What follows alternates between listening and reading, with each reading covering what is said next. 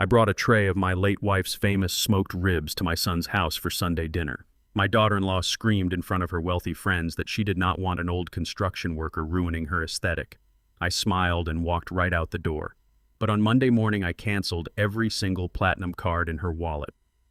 Before I continue this story, let me know where you are watching from in the comments below. Hit like and subscribe if you have ever had to stand up to family who underestimated your worth. My name is Edgar Cole and I am 69 years old. What I'm about to tell you changed the foundation of my family forever. I parked my rusted 1998 Ford pickup truck at the end of the sweeping circular driveway. The gravel crunched beneath my steel-toed boots as I stepped out into the crisp Sunday air. Towering oak trees cast long shadows over the pristine, minimalist suburban mansion sitting on 3 acres of prime real estate. I carried a heavy foil-wrapped tray of smoked ribs. The sweet and spicy hickory aroma wafted through the aluminum, a recipe my late wife Martha spent years perfecting. She always said good food kept a family grounded. I wore my usual faded flannel shirt and heavy denim work pants. I spent 40 years pouring concrete and laying commercial steel across this city. I built a massive contracting empire with my bare hands and broken knees. The sweat I poured into the dirt bought this exact mansion for my son Devin. I purchased the property entirely in cash through a blind corporate trust to give him and his wife a flawless head start in their marriage. They believed they secured the mortgage themselves through a highly favorable bank loan. I let them believe that illusion because Martha wanted our boy to feel proud of his achievements. I walked up the immaculate limestone steps leading to the grand double doors. I did not ring the doorbell. I still had the spare key Devin gave me 2 years ago when they first moved in. I pushed the heavy oak door open and stepped into the sprawling foyer.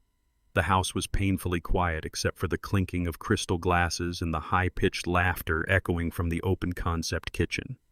I wiped my dusty boots on the welcome mat, gripping the warm foil tray tightly. I expected a quiet family Sunday dinner. I found a battlefield instead. I turned the corner into the expansive kitchen. The blinding midday sun reflected off the flawless white marble countertops. Megan, my daughter-in-law, stood at the center of the room. She was hosting an exclusive brunch for a dozen wealthy lifestyle influencers. Women in designer silk dresses and expensive jewelry held delicate flutes of champagne, picking at microscopic portions of avocado toast and imported caviar. Megan wore a pristine tailored cream dress, her hair perfectly styled to project the image of effortless elite success. She ran a high-end home decor brand that bled money every single quarter. I secretly funded her failing business through anonymous shell company investments just to keep the peace in my son's marriage. Her laughter died the exact second her eyes landed on me. The entire room fell into a heavy, suffocating silence. 12 pairs of manicured eyes stared at my scuffed steel-toed boots staining the impeccable white marble floor. Megan's face contorted from a practiced smile into a mask of pure, unadulterated disgust. She marched toward me, her heels clicking aggressively against the stone. She did not greet me. She did not ask how I was doing. She pointed a trembling manicured finger toward the exit. The scent of her overwhelming floral perfume completely masked the warm aroma of Martha's ribs.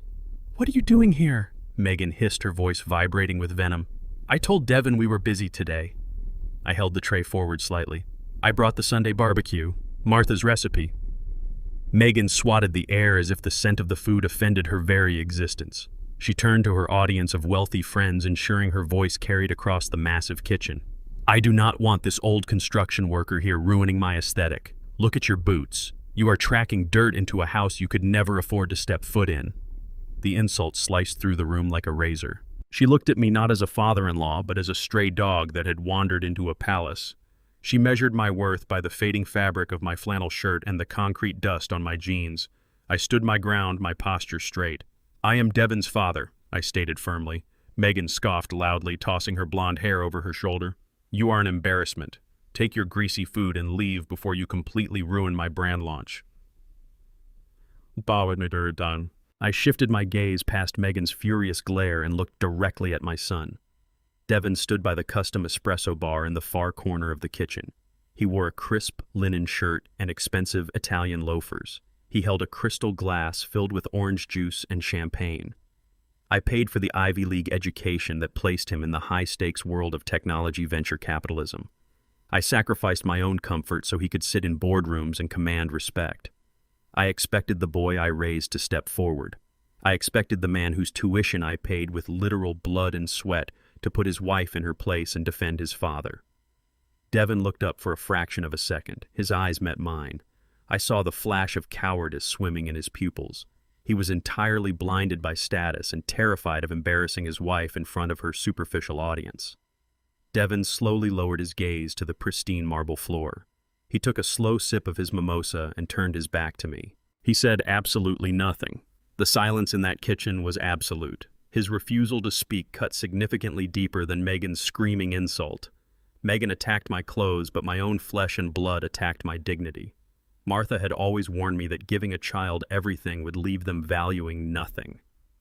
I finally understood the brutal truth of her words. The boy I raised was dead, replaced by a hollow shell of a man who valued an aesthetic over his own father. I held the foil tray, feeling the heat radiate against my calloused palms. I stared at the back of my son's head, waiting for a single word of objection. None came. The betrayal settled into my bones like pouring concrete, heavy and permanent. I did not yell. I did not curse or demand respect from people incapable of giving it. I gently placed the foil-wrapped tray of Martha's ribs on the edge of the nearest marble counter. I turned around and walked out the heavy front doors without uttering another syllable. I descended the limestone steps, the cool breeze hitting my face. I climbed into the cab of my rusted pickup truck and slammed the doors shut. I sat in the driver's seat for a full minute, listening to the steady idle of the engine. Then I reached into the locked glove compartment and pulled out my corporate iPad. I bypassed the security firewall and logged directly into the master trust portal. I navigated to the joint financial accounts feeding Megan's extravagant lifestyle. I found the 3 platinum credit cards registered in her name, drawing directly from the wealth I had secretly provided. I stared at the active status icons glowing green on the screen. My thumb hovered over the glass. I tapped the screen 3 times. I deactivated every single card. The green icons turned a flat, lifeless gray. The financial lifeline was officially severed. The real adjustment had just begun. Monday morning arrived with the sharp precision of a steel blade. At exactly 10 o'clock, Megan stood at the polished quartz counter of the Elysium Wellness Retreat. She wore her oversized designer sunglasses indoors, flanking herself with 3 equally manufactured influencers she called friends. She carelessly tossed the platinum card onto the counter to pay for a $4,000 weekend rejuvenation package. The receptionist, a young woman with a tight, practiced smile, swiped the heavy metal card. The machine emitted a flat, rejected beep. Megan sighed loudly, blaming the banking system's archaic incompetence, and instructed the girl to run it again. The second attempt yielded the same humiliating result. The receptionist leaned forward and quietly informed Megan that the transaction was completely declined by the issuing bank. The whispering behind Megan began immediately. Her friends exchanged knowing, venomous glances, smelling the sudden scent of financial ruin. Megan snatched the card back, her face flushing a deep, furious crimson. She forced a hollow laugh, claiming a fraud protection algorithm must have triggered due to her extensive weekend shopping spree. She quickly gathered her designer handbag and walked out of the spa with her head held unnaturally high, leaving her stunned friends to cover their own tabs. The humiliation was absolute and entirely public. She marched to her leased luxury SUV, her hands shaking with a violent mixture of rage and terror. She slammed the heavy car door shut and immediately dialed my son.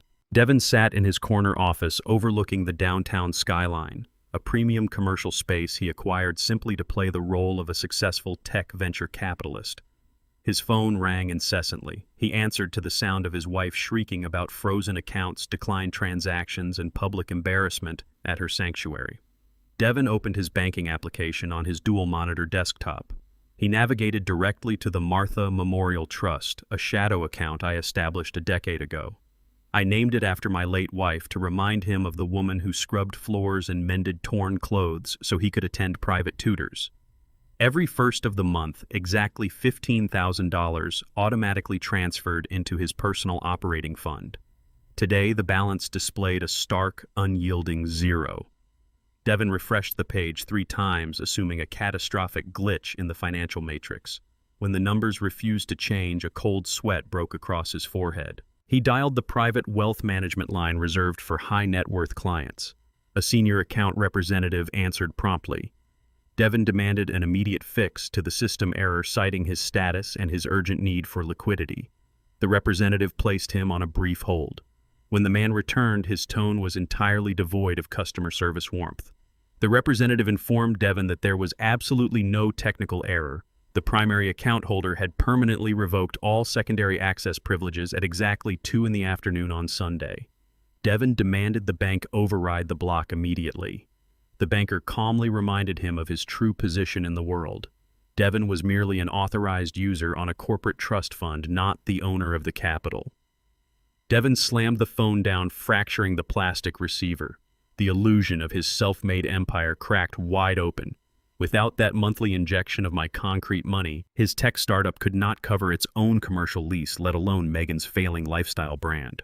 Panic overtook his practiced corporate composure. He grabbed his keys and rushed to the elevator. He needed to confront the old man who dared to cut his golden strings. 30 minutes later, Devon's sleek sports car skidded into the gravel driveway of my single-story brick home. I sat on the front porch with a rag and a tin of oil, meticulously polishing the steel-toed boots Megan had found so deeply offensive yesterday. Devon marched up the concrete walkway, his expensive linen suit wrinkling in the thick midday humidity. He did not ask how I was doing. He did not apologize for his silence. He immediately demanded that I call the bank to correct the administrative error freezing his accounts. He spoke with the frantic, commanding authority of a man accustomed to getting his way through sheer volume and intimidation. I did not stop polishing my boots. I worked the oil into the scuffed leather, feeling the history of my labor beneath my calloused fingers. I looked up at the son I had poured my entire life into. I told him there was no banking error. I informed him that the transfer of wealth had officially ceased. Devon crossed his arms and scoffed, asking if I was having a senior moment or losing my grip on reality. I stood up, I dropped the rag. I walked to the edge of the porch and looked him directly in the eyes. I told him my memory was flawless. I remembered every sacrifice his mother made. I remembered every hour I spent breathing cement dust so he could wear cashmere. I also perfectly remembered his absolute silence while his wife treated me like a disease in the very house I bought for him. I told him I would no longer finance my own disrespect. Megan's SUV screeched to a halt right behind Devon's car, tearing up the grass near the mailbox. She stormed up the lawn, ignoring the paved walkway entirely. She stood next to my son, her face contorted with pure arrogance. She screamed that they did not need my pathetic pocket change anyway. She pointed a perfectly manicured finger at my chest and proudly declared they had finally outgrown my control. She boasted that they had just secured a massive second mortgage on their house, providing them with more than enough capital to fund their lives without my interference. The world around me stopped completely. I stared at her, analyzing the devastating weight of her words. They secured a second mortgage on their house. My mind raced through the county property laws. I purchased that suburban mansion through a blind corporate LLC. I possessed the original unencumbered deed locked in a fireproof safe. I owned that house outright. For Devon to secure a mortgage against that property, he would need the sole legal owner to sign the loan agreement. Devon had just handed me the rope he would use to hang himself. I left Megan standing on the porch of the home I owned, her arrogant declaration ringing in the humid afternoon air. I did not waste a single breath demanding an explanation or validating her tantrum. I climbed into my rusted Ford pickup and drove straight into the heart of the city's financial district. I parked illegally outside the towering glass skyscraper that housed Jonathan Pierce's corporate law firm. I had poured the concrete foundation and built the steel skeletal frame for this exact building 15 years ago. The lobby security guards recognized my face instantly and knew better than to ask for my identification. I walked directly into the executive elevator and rode it to the top floor. Jonathan was a ruthless, brilliant attorney, a man whose entire firm survived bankruptcy 2 decades ago only because I quietly injected $2 million into his failing operation. Loyalty was an absolute currency between us. I bypassed his receptionist and walked straight into his corner office. I ordered him to access the municipal property databases immediately. I gave him the exact address of the suburban mansion my son currently inhabited. Jonathan typed rapidly across his dual-monitor setup, his face tight with concentration. The screen loaded the official county registry. A heavy, suffocating silence settled over the room as the financial reality materialized in stark black text. The property was heavily encumbered. A massive commercial lending institution had issued a $600,000 loan leveraged directly against the equity of the house. The transaction was finalized precisely 14 days ago. I stared at the glowing screen, my calloused hands resting flat against Jonathan's mahogany desk. I purchased that estate entirely in cash. I held the original unencumbered deed locked inside a fireproof safe in my basement. The property was legally registered to a blind corporate LLC under my exclusive control. Devin had absolutely no legal authority to borrow a single cent against that real estate. Pull the original loan agreement, I instructed, my voice maintaining a deadly, unnatural calm. Jonathan's fingers flew across his keyboard, utilizing his premium legal access to bypass firewalls and enter the lender's digital archives. The heavy PDF document materialized on the right monitor. It was a standard collateralized mortgage contract spanning 40 pages of incredibly dense legal stipulations. We bypassed the terms and scrolled directly to the final signature page. There, sitting perfectly on the designated guarantor line, was my name. The signature was an absolute masterpiece. It captured the exact slight slant of my capital letters, a distinct physiological quirk I developed after shattering my wrist in a severe rebar accident 30 years ago. Devin had perfectly replicated the signature I used to sign his expensive college tuition checks. He had digitized it, scaled it perfectly, and applied it to a fraudulent financial contract. Jonathan leaned back in his leather chair, slowly removing his reading glasses. The gravity of the crime hung heavily in the sterile, air-conditioned air of the office. This was not a simple domestic misunderstanding. This was not a desperate child asking his father for an advance on his inheritance to cover a mistake. This was a calculated, highly orchestrated felony. By executing this document across state lines using a digital banking portal, Devin had officially committed federal wire fraud, aggravated identity theft, and grand larceny. The penalties for these federal offenses carried mandatory prison sentences. My own flesh and blood had leveraged my identity to steal over $500,000. He had risked my entire corporate foundation to secure capital I would never have approved. I closed my eyes for a fraction of a second. The image of Devin standing silently by the espresso bar watching his elitist wife degrade me in front of her friends flashed clearly through my mind. He had not defended me because he no longer viewed me as a human being. He viewed me entirely as a disposable asset, a signature to be harvested, and a bank account to be systematically drained. He assumed my advancing age made me blind to digital transactions. He assumed my worn flannel shirts and dirty boots meant I was ignorant of the modern corporate world. He had built his entire scheme on the fatal miscalculation that I was a weak, senile old man. Jonathan reached across his desk for the black phone. He stated firmly that we needed to contact the district attorney and file a formal police report immediately before the stolen funds dissipated completely. I slammed my hand down over the receiver, instantly severing the connection. I told him we would not involve the authorities yet. A police report would freeze the assets and alert Devin prematurely. I did not just want to stop the fraud. I needed to understand the exact depth of the rot infecting my son's life. A $600,000 injection of illicit capital indicated a level of financial desperation that went far beyond Megan's superficial lifestyle expenses or her failing boutique brand. I ordered Jonathan to initiate a comprehensive shadow audit on Devin's technology venture capital firm. I wanted every offshore transfer, every shell corporation, and every hidden ledger dragged out into the blinding light. Jonathan warned me that auditing the firm without a warrant would require accessing restricted internal servers. I reminded him that I provided the initial seed capital for Devin's venture years ago. I possessed backdoor administrative access codes Devin arrogantly assumed I did not know how to operate. I dictated the encrypted alphanumeric passwords purely from memory. Jonathan deployed his forensic accounting team immediately. They unleashed an automated tracking algorithm designed to hunt the massive influx of cash through the banking networks. We sat in the quiet office for 4 grueling hours, watching the financial architecture of my son's empire completely unravel across the monitors.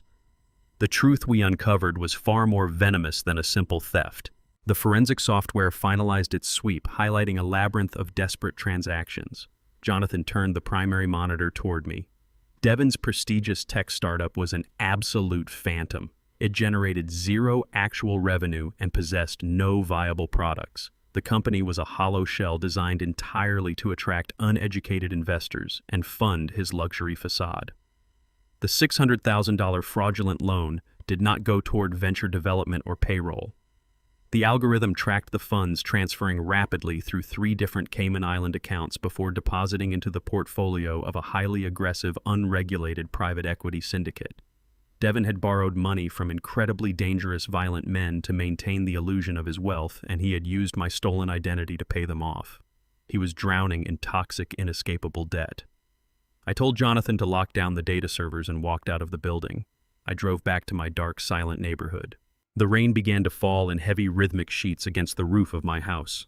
I sat in my living room armchair, staring at the darkened television screen. I did not turn on the lights. The grandfather clock in the hallway chimed midnight. Suddenly, a pair of blinding halogen headlights cut through the heavy rain, sweeping violently across my living room wall. A luxury vehicle skidded recklessly into my driveway, the tires tearing up the wet gravel. The engine abruptly cut off.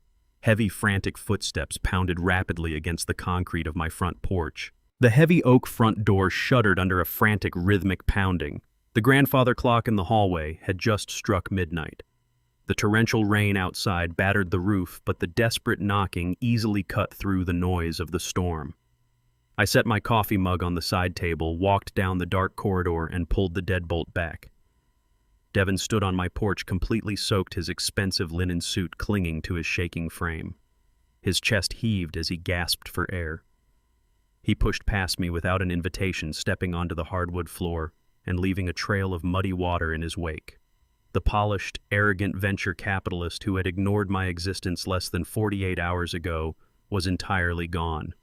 In his place stood a terrified boy trapped in a rapidly collapsing house of cards. He clutched a thick, damp manila folder against his chest.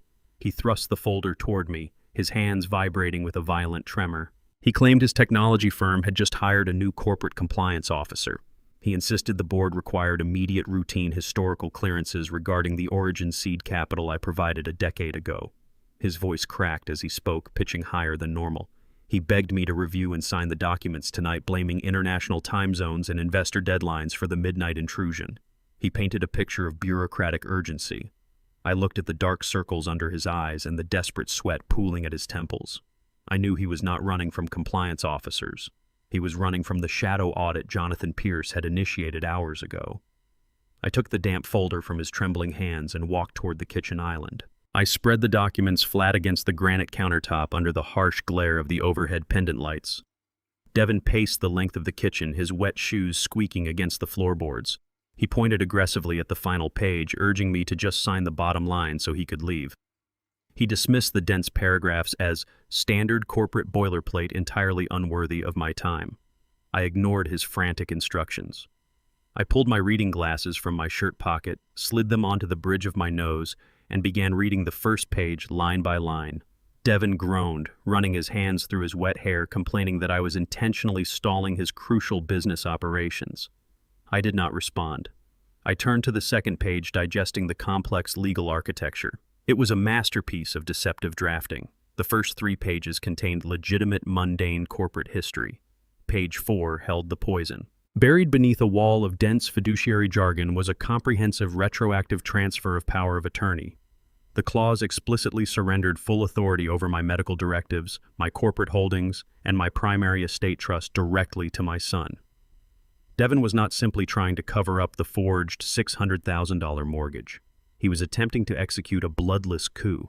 By securing my signature on this document, he would legally retroactively validate the fraudulent loan. He would gain immediate, undisputed access to the totality of my concrete empire. He sought to erase his felony by transforming his father into a legal ward of the state. He wanted to own my life. He stood 10 feet away, holding his breath, watching my eyes scan the paper. He truly believed his father was an uneducated, naive laborer, incapable of deciphering high-level legal terminology. He assumed the concrete dust in my lungs had somehow clouded my mind. He forgot that I spent 40 years reading impenetrable commercial zoning contracts and municipal steel regulations. I understood exactly the trap he had laid on my kitchen counter. The sheer malice required to hand this document to the father who clothed and fed him was staggering. My late wife Martha always told me to look for the goodness in our boy. I searched the text of page 4, looking for any shred of a moral compass. I found absolutely nothing but greed. I reached into my breast pocket and retrieved my heavy brass fountain pen. I did not throw the fraudulent contract into the fireplace. I did not grab my son by the collar and demand a confession. Confrontation would only alert the rat to the trap. I needed Devon to believe he had successfully outsmarted his aging father. I needed him to walk out of my house feeling the intoxicating illusion of absolute safety. I unsealed the cap of the pen. I am naturally right-handed, a fact Devon knew perfectly well from watching me sign decades of tuition checks and birthday cards. I smoothly transferred the brass barrel into my non-dominant left hand. I pressed the nib against the thick parchment of the signature line. I deliberately dragged the ink, crafting a jagged, uneven script that bore zero resemblance to my official biometric signature on file with the federal banks. I wrote my first name. I reached my middle name, David. I intentionally omitted the vowel, spelling it David. I finished the atrocious, legally void signature and set the pen down. Devon lunged forward the exact millisecond the pen left the paper. He snatched the document from the granite counter, his eyes fixed purely on the blue ink at the bottom of page 4. A profound, sickening wave of relief washed over his pale face. The tension drained from his shoulders. He did not bother to verify the spelling. He did not thank me for my time. He hastily shoved the papers back into the manila folder, muttered a meaningless string of corporate farewells, and practically sprinted out the front door into the pouring rain. He drove away firmly believing he had won the war. The storm broke just before dawn, leaving the suburban streets washed clean and eerily silent. Morning sunlight spilled across my kitchen floor as I brewed a pot of bitter black coffee. I stood by the bay window drinking from a ceramic mug, processing the profound betrayal of the previous night. The sharp, aggressive crunch of heavy tires tearing through my wet gravel driveway shattered the morning quiet. A sleek, unmarked black SUV violently blocked my rusted Ford pickup. The engine cut off. The tinted doors swung open in unison. 2 massive men stepped out into the crisp morning air. They did not wear the soft, tailored linen suits of venture capitalists. They wore dark, ill-fitting jackets that bulged over heavy athletic frames. They possessed the hardened, unforgiving posture of men who dealt exclusively in physical consequences. They were the private equity enforcers Jonathan's audit had warned me about. Devon had squandered their dark money on luxury cars and marble floors, and he had forged my name as the ultimate guarantor of his massive debt. They walked directly up my front steps. They had come to collect their pound of flesh. The 2 men did not wait for an invitation. They pushed past the threshold, bringing the damp metallic scent of the morning rain into my quiet hallway. I stepped back my face an unreadable mask and gestured toward the living room. They wore heavy charcoal suits stretched tight across their broad shoulders, the fabric straining against thick muscle. The taller one, a man with a jagged white scar cutting through his left eyebrow, tossed a thick leather-bound ledger onto my mahogany coffee table. The book hit the wood with a heavy, definitive thud. He did not bother with polite introductions or pleasantries. He stated clearly that my son Devon Cole had borrowed a substantial amount of capital from their employer, a private equity syndicate that did not operate within the bounds of standard banking regulations or legal oversight. Devon had entirely defaulted on his payments, and he had explicitly listed me as the primary guarantor on the fraudulent note. The second man, wider and completely bald, crossed his thick arms over his chest. He informed me that the grace period had officially expired. They demanded the immediate liquidation of my personal assets to cover the remaining $600,000. He stepped closer, deliberately invading my personal space, attempting to use his sheer physical size to intimidate an old man. He suggested that if I failed to produce the liquid funds by the end of the week, they would be forced to extract the payment through alternative, highly painful physical methods. He casually mentioned that broken bones take significantly longer to heal at 69 years old. They expected me to cower. They expected me to beg for mercy, tremble in fear, or scramble desperately for my checkbook to save my son. I looked down at their leather ledger, then slowly looked back up at the scarred man. I did not blink. I did not move a single inch backward. I walked right past the bald enforcer, completely ignoring his physical posturing as if he were nothing more than a piece of cheap furniture. I moved to my heavy oak desk in the corner of the room and unlocked the reinforced bottom drawer. I retrieved a thick black corporate portfolio embossed with a subtle silver insignia. I carried it back to the coffee table and dropped it directly on top of their leather ledger. The impact echoed sharply in the silent room. I told them to open it. The scarred man frowned, his manufactured intimidation faltering slightly at my absolute lack of fear.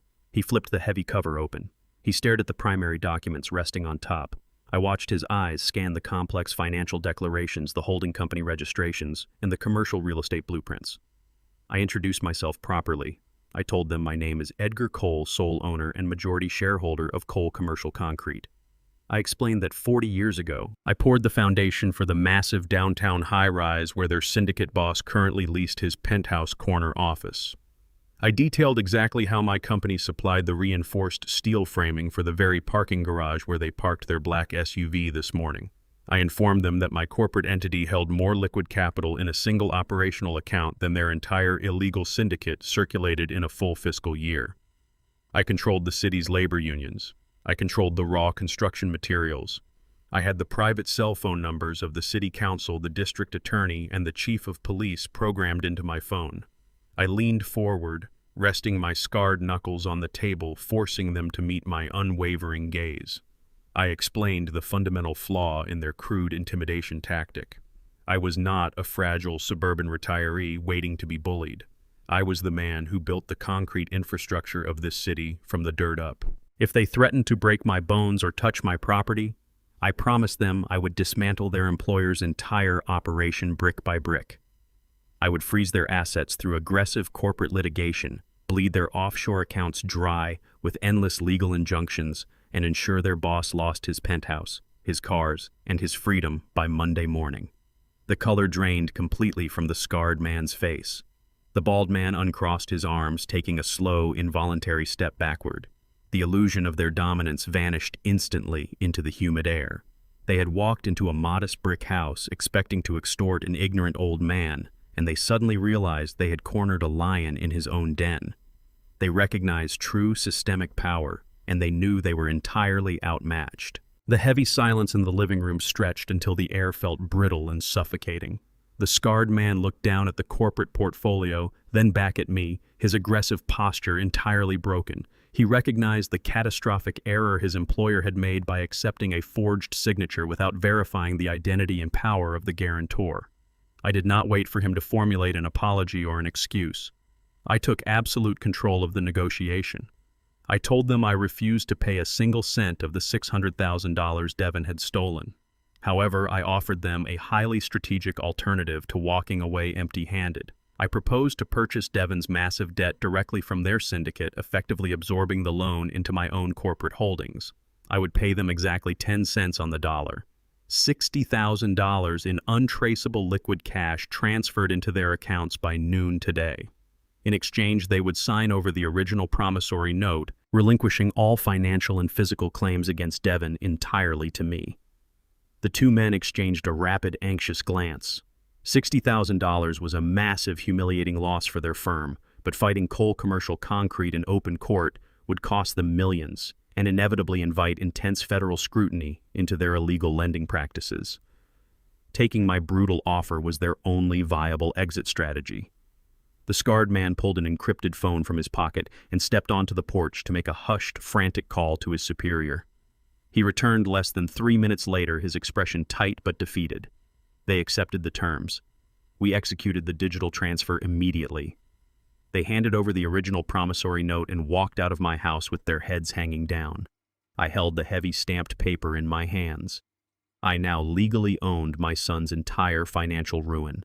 I possessed the absolute power to crush him or save him. I poured myself a fresh cup of coffee, letting the bitter liquid ground me in the reality of the morning. I watched the black SUV speed away through the living room window, disappearing down the wet suburban street. The immediate physical threat was neutralized, but the war with my own flesh and blood was far from over. A sharp knock at the front door interrupted the quiet rhythm of the house. It was not the thugs returning. It was the neighborhood mail carrier. He handed me a thick, formal envelope requiring my direct signature for certified delivery. I signed the electronic pad and carried the envelope into the kitchen. The return address, printed in stark red ink, belonged to the State Department of Health and Human Services. I tore the thick paper open and extracted a formal legal notice from Adult Protective Services. Megan had officially filed a severe grievance against me. She reported me as a violent, senile hoarder, claiming I was entirely unfit to manage my own life property or finances. She was demanding immediate state intervention to force me into a locked psychiatric care facility. She was actively trying to strip away my human rights to access my wealth. The doorbell rang at exactly 8 in the morning, cutting through the quiet hum of my house. I opened the heavy front door to find a woman in her late 30s standing on the porch, clutching a thick metal clipboard to her chest like a protective shield. She introduced herself as Evelyn Vance, a senior field investigator for the State Department of Adult Protective Services. Her eyes immediately darted past my shoulder, rapidly scanning the entryway for the horrors she had been primed to discover. I knew exactly what she expected to find. Megan had painted a highly detailed, vivid picture of a deteriorating mind trapped in absolute filthy squalor. Evelyn had braced herself for the stench of rotting food, hazardous mountains of hoarded garbage, and the vacant, fearful stare of a senile old man who had lost his grip on reality. Instead, she stood on the threshold of a meticulously clean, sunlit living room, smelling faintly of lemon wood polish and fresh roasted coffee. Her professional, heavily guarded posture faltered for a fraction of a second as her brain processed the severe disconnect. She recited her mandatory state preamble, explaining that anonymous but highly specific reports of severe self-neglect and violent cognitive decline had legally compelled an emergency wellness check. I did not act offended, nor did I raise my voice in defensive anger. I knew exactly how those emotional reactions were immediately documented in state files as definitive proof of aggressive dementia. I maintained perfect calm eye contact, offered her a polite, steady smile, and invited her inside. I offered her a fresh cup of coffee, which she declined out of strict state protocol. She stepped into the house, her eyes cataloging the pristine hardwood floors, the neatly arranged bookshelves, and the complete absence of dust or chaos. The visual evidence instantly contradicted the urgent narrative she had been fed. I gestured toward the hallway leading to the back of the house. I told her that to truly address the severe allegations, we needed to go into my office where I kept my life organized. I led Evelyn into my home office, a room defined by sharp organization and absolute precision. Heavy mahogany filing cabinets lined the walls, and a clean glass desk sat in the center with my dual-monitor computer setup. She took a seat, her clipboard resting on her lap, visibly struggling to reconcile the tranquil environment with her grim assignment. I sat across from her and took complete, systematic control of the narrative. I opened the top drawer of my desk and retrieved a series of heavy, leather-bound corporate portfolios. I slid the first one across the glass. It contained my comprehensive financial ledgers, flawlessly categorized and updated to the current week. I explained that a man suffering from severe cognitive decline could not actively manage the complex holding accounts, payroll structures, and municipal tax filings of a commercial concrete conglomerate. Evelyn examined the perfectly balanced spreadsheets, her brow furrowing as she recognized the sheer scale of the wealth I managed daily. I then handed her a sealed medical envelope directly from the chief of neurology at the state hospital. It contained the certified results of an extensive physical and cognitive examination I had voluntarily undergone less than 2 months ago for a corporate insurance requirement. The clinical conclusion explicitly stated my mental acuity was exceptionally sharp and my physical health was robust for a man of 69. The medical evidence was indisputable. But I did not stop there. I reached for my keyboard and woke up my monitors. I accessed the highly encrypted cloud storage linked to my home security system. Megan had claimed in her report that I suffered from violent outbursts wandering the property at all hours, screaming at invisible enemies. I pulled up the time-stamped high-definition video feeds corresponding exactly to the dates and times listed in her fabricated report. The footage showed a quiet, peaceful man reading a book on the porch, tending to the backyard garden and sleeping soundly through the night. I played the videos back to back, allowing the silence of the room to amplify the absolute truth. I watched the investigator's eyes absorb the digital reality. I presented a wall of irrefutable hard data that completely dismantled every single accusation.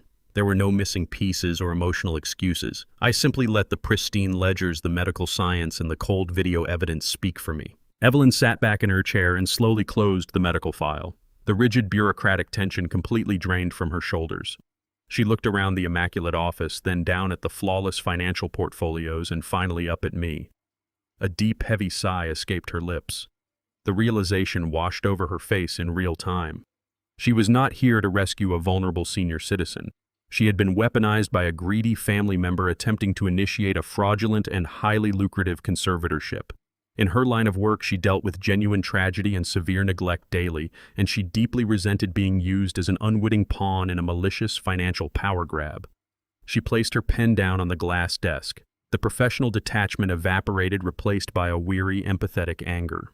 She apologized for the intrusion and explicitly stated that she would close the investigation immediately, officially classifying the report as unfounded and intentionally malicious. She reached into the thick pocket of her clipboard and withdrew a stapled stack of papers. It was the official unredacted complaint form submitted to the state. Agency protocol generally protected the identity of the reporter, but the flagrant criminal nature of this fabrication changed the rules of engagement. Evelyn slid the physical copy across the desk toward me. She told me I would need this document for my own legal protection against the people actively trying to destroy my autonomy. She advised me to give it directly to my corporate attorneys, warning me that individuals who attempt this level of institutional manipulation rarely stop after one failed attempt. I took the heavy stack of papers, feeling the cold weight of my daughter-in-law's ultimate betrayal. I thanked Evelyn for her integrity and her time. I escorted her to the front door, watching her drive away, leaving me entirely alone with the documented proof of Megan's treachery. I returned to the profound silence of my office and sat heavily in my leather chair. I flattened the official state complaint against the glass desk. I read through the first 3 pages, skimming past the predictable, desperate lies about my supposed financial incompetence and severe hoarding tendencies. I turned to the final page, my eyes scanning the concluding paragraph. The breath completely left my lungs. The temperature in the room plummeted. Megan wrote that my cognitive decline frequently resulted in terrifying, violent delusions, where I aggressively mimicked the physical and emotional abuse I had inflicted on my late wife for decades. She officially documented that Martha had lived her entire life in quiet, desperate terror of my fists. My hands began to shake with a violent, uncontrollable rage. My beloved Martha was the gentlest soul I had ever known, and our marriage was a 40-year testament of absolute, unwavering devotion. Using her sacred memory as a disposable, filthy tool to steal my concrete empire was a sin beyond any earthly forgiveness. Defaming Martha crossed a boundary that could never be uncrossed. The calculated, silent adjustments were over. The war had just turned nuclear. The storm cleared by mid-morning, leaving the city streets slick and steaming under the rising sun. I drove my Ford pickup downtown, bypassing the gleaming corporate towers and parking outside the First National Depository. This was not a standard commercial branch. It was a fortress of limestone and reinforced steel built to house the untouchable assets of the old guard. The security guards recognized me and offered respectful nods as I bypassed the public queues. I walked directly to the subterranean vault level. The vault manager, a man who had handled my private accounts for 20 years, ushered me into the sterile, temperature-controlled viewing room. He inserted the bank's master key into the heavy steel door of box 402. I inserted my brass key and turned the lock. The heavy metal panel clicked open with a satisfying, absolute finality. Inside the steel container rested a single item. It was not a stack of bearer bonds or a velvet box of diamonds. It was a weathered, heavy leather binder. The edges were frayed from years of storage, and the leather carried the distinct, faint smell of age and undisturbed secrets. I pulled the binder from the box and set it on the polished mahogany viewing table. I ran my calloused hand over the cover. Martha had purchased this binder for me the week we officially incorporated Cole Commercial Concrete. She believed that every foundational document deserved to be protected. Today I was using her gift to dismantle the empire our son had built on a foundation of sand. I unclasped the heavy brass latch and flipped the cover open. The documents inside were pristine, untouched for nearly a decade. They represented the exact moment I realized Devon's ambition was completely detached from his morality. I turned to the second tab in the binder and extracted the original articles of incorporation for Devon's venture capital firm. 10 years ago, Devon sat in my living room and pitched his brilliant vision for a technology investment syndicate. He asked for $2 million in seed capital. He promised me he would build a legacy that would eclipse my concrete empire. I wrote him the check. He assumed it was a blind paternal gift, a simple transfer of wealth from an aging father to a brilliant son. He took the capital, leased his corner office, and immediately cut me out of his corporate narrative. He told his elite colleagues he was entirely self-made. I let him spin his fabricated origin story because I wanted him to possess a genuine sense of accomplishment. But I was a man who spent 40 years navigating the treacherous waters of commercial contracting. I never handed over $2 million without securing the structural integrity of the investment. I flipped to the 7th page of the foundational charter. Devon had hired a team of expensive, flashy attorneys to draft his corporate bylaws. He paid them to ensure his absolute immunity from standard board oversight. They were arrogant, young, and entirely careless. They did not read the dense, highly specialized counter-stipulations Jonathan Pierce drafted and attached to the funding agreement. Buried in the complex legalese of Section 4, subsection B, was a ghost equity clause. I did not simply give Devin a loan to start his business.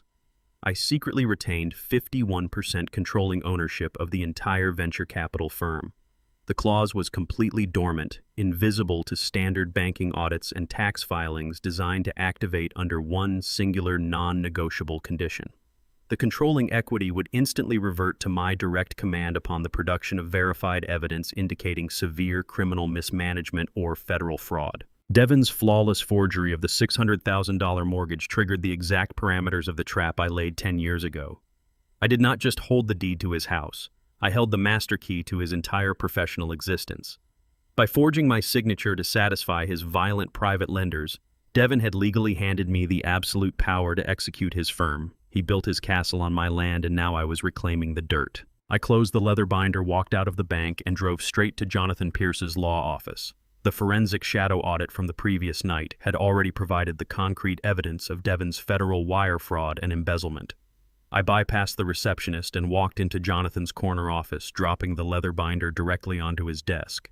I opened it to page 7 and tapped the ghost equity clause.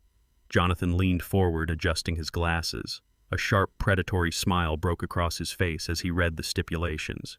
He immediately summoned his senior corporate litigation team. We did not file lawsuits or request court hearings. We executed a hostile administrative takeover utilizing the raw, unassailable power of private corporate contract law. Jonathan's team drafted the immediate termination notices and the rapid transfer of executive authority. They officially filed the dormant equity activation with the state commercial registry. The bureaucratic machinery moved with lethal efficiency. Within 2 hours, the corporate structure was entirely rewritten. Devin Cole was legally stripped of all executive power, voting rights, and financial access. His title was eradicated. I signed the final state certification with my dominant right hand, pressing the pen firmly into the paper. The ink dried, cementing the reality. I was now the sole, undisputed chief executive officer of my son's technology firm. I controlled the bank accounts, the commercial leases, and the intellectual property. Devin was officially a trespasser in his own office, utterly powerless to stop the impending avalanche. Jonathan checked his watch and handed me a glossy, embossed invitation his intelligence team intercepted that morning. Devin was hosting a massive, highly publicized technology gala that exact evening at the city's most exclusive luxury hotel. He had rented the grand ballroom to celebrate a completely fabricated quarterly revenue milestone. The entire event was a desperate, glittering trap designed to bait new, uneducated investors into injecting fresh capital into his hollow shell of a company. He planned to use their money to desperately patch the holes in his sinking ship and pay off the rest of his dangerous debts. He intended to stand on a stage and lie to hundreds of people while wearing a tuxedo paid for by my concrete money. I looked at the glossy invitation, reading the arrogant tagline promising a new era of corporate dominance. I folded the heavy cardstock and placed it into my pocket. I told Jonathan to prepare the severance packets and notify the private security firm guarding the hotel. I drove back to my quiet brick house. I walked into my bedroom, bypassed my worn flannel work shirts, and opened the heavy cedar closet. I reached past the dust and pulled out my sharpest, perfectly tailored charcoal suit. The silent adjustments were over. I was going to a party. The echoes of the gala takeover had barely faded before the sheer magnitude of their ruin set in. Stripped of his corporate accounts and locked out of his own firm, Devin was trapped in a rapidly tightening vice of federal fraud and private debt. Megan's hysterical public declaration at the hotel was no longer just a desperate threat to save face. It had become their only remaining survival strategy. If they could successfully execute a psychiatric hold on me by Monday morning, they believed they could instantly petition the courts for emergency medical conservatorship, freezing my assets and stalling the corporate takeover before the authorities could unravel the rest of their crimes. They spent the weekend tearing through their remaining luxury assets, selling Megan's diamond tennis bracelets, and liquidating a hidden offshore emergency fund to generate pure, untraceable cash. They needed a medical professional utterly devoid of ethics, someone willing to bypass standard neurological evaluations and rubber stamp a severe diagnosis. They found their salvation in the shadow economy of concierge medicine. Dr. Eris Thorne was a disgraced private psychiatrist known for catering to wealthy clients with delicate illegal problems. He did not require patient interviews or clinical history. He operated strictly on a cash-and-carry basis. Devin contacted him through a burner phone arranging a clandestine meeting late Sunday night. They requested a preliminary 72-hour involuntary psychiatric hold citing violent, uncontrollable dementia and severe physical threat to the family. The doctor agreed to forge the extensive clinical documentation and authorize the immediate medical kidnapping, demanding a $50,000 cash payment up front to cover his professional risk. Devin and Megan believed they were executing a flawless, invisible conspiracy. They thought they were operating completely in the dark. They were entirely unaware that my private intelligence network had been tracking their every digital and physical movement since the moment I walked off that hotel stage. I sat in my home office late Sunday evening, the glow of my dual monitors illuminating the quiet room. Jonathan Pierce's lead private investigator had seamlessly attached a surveillance team to Devin's rented vehicle. A secure encrypted file dropped into my inbox precisely at midnight. I clicked the attachment and watched the high-definition video feed stream across my screen. The footage was captured from a discreet vantage point inside a dimly lit subterranean parking garage downtown. The harsh fluorescent lights cast long, sharp shadows across the concrete pillars. I watched my son step out of his car, his posture hunched and jittery, his eyes darting nervously around the empty garage. He clutched a thick, heavy manila envelope tightly against his chest. A sleek silver sedan pulled into the adjacent spot. Doctor. Thorne stepped out, his arrogant demeanor perfectly captured by the long-range lens. I watched the entire criminal transaction unfold in crystalline clarity. Devin handed over the bulky envelope of cash. The doctor did not even bother to count it. He simply squeezed the thickness of the paper, nodded in satisfaction, and handed Devin a blue triplicate state medical form. It was the fully executed involuntary psychiatric hold order signed and stamped with a fraudulent medical seal. I paused the video right as the documents changed hands, zooming in on Devin's face. There was no hesitation in his eyes, no lingering moral conflict about effectively sentencing his father to a locked psychiatric ward. There was only a cold, desperate relief. He had purchased his weapon. I forwarded the unedited footage directly to Jonathan Pierce, along with a comprehensive background dossier on Dr. Thorne's heavily sanctioned medical license. The social worker, Evelyn Vance, had been absolutely correct. Desperate people do not simply surrender when their initial systemic manipulation fails. They escalate their tactics, moving from bureaucratic fraud to direct physical assault. My son was officially preparing to send men to my home to drag me away in restraints. He expected me to be caught completely off guard drinking my morning coffee in oblivious isolation. I possessed the legal authority to instantly block the fraudulent medical order. A single phone call from Jonathan Pierce to a state judge would have invalidated Dr. Thorne's forged signature and triggered an immediate warrant for Devin's arrest. But simply blocking the assault was entirely insufficient. I needed them to commit to the act, to cross the physical threshold of my property, and to definitively trap themselves in a federal kidnapping conspiracy. I set the stage for their absolute destruction. At dawn on Monday morning, I unlocked my front door and welcomed 3 very specific guests into my home. The first was Dr. Alan Sterling, the chief of neurology at the State Medical Board, the very man who had certified my flawless cognitive health. The second and third guests were senior detectives from the Major Crimes Division, men who had known me for 20 years through my extensive philanthropic work with the Police Foundation. I guided them into the spacious, soundproofed den situated directly adjacent to my main living room. The heavy oak door remained cracked open just enough to provide a clear, unobstructed line of sight to the front entryway. I provided them with fresh coffee and handed the detectives the encrypted tablet containing the parking garage surveillance footage. They reviewed the video in grim silence, their professional demeanor hardening as they witnessed the blatant medical bribery. Dr. Sterling reviewed a copy of the forged psychiatric hold, shaking his head in absolute disgust at the clinical fabrication. They were the ultimate, unimpeachable witnesses. The trap was meticulously primed, completely invisible from the outside. I walked into the living room, sat in my favorite leather armchair facing the front window, and calmly waited for the assault to begin. The morning sun climbed higher, casting bright, warm light across my manicured front lawn. The quiet suburban street remained perfectly still until exactly 9 o'clock. The heavy, aggressive crunch of tires violently grinding against my gravel driveway broke the silence. I looked through the bay window and watched a rusted, unmarked white transit van abruptly screech to a halt directly in front of my porch. It bore no hospital insignias, no state medical seals, and no flashing emergency lights. It was a ghost vehicle rented purely for extraction. The heavy rear doors swung violently open. Two massive towering orderlies stepped out onto the pavement. They did not wear standard medical scrubs or carry medical evaluation equipment. They wore tight black tactical shirts, their thick muscular arms fully exposed. They possessed the rigid, unforgiving posture of men accustomed to subduing violently non-compliant targets. The taller of the two reached into the back of the van and pulled out a set of thick, heavy-duty leather restraints, the buckles clinking sharply in the morning air. They slammed the van doors shut and marched deliberately up my front walkway, fully intending to drag me from my home by force. The heavy fists of the orderlies hammered against my oak front door. The sound echoed through the quiet suburban morning, a violent intrusion designed to shock and disorient. I remained in my leather armchair for a moment, watching the monitor feed from my security cameras. Devin and Megan stood safely on the public sidewalk, maintaining a calculated distance from the physical assault they had orchestrated.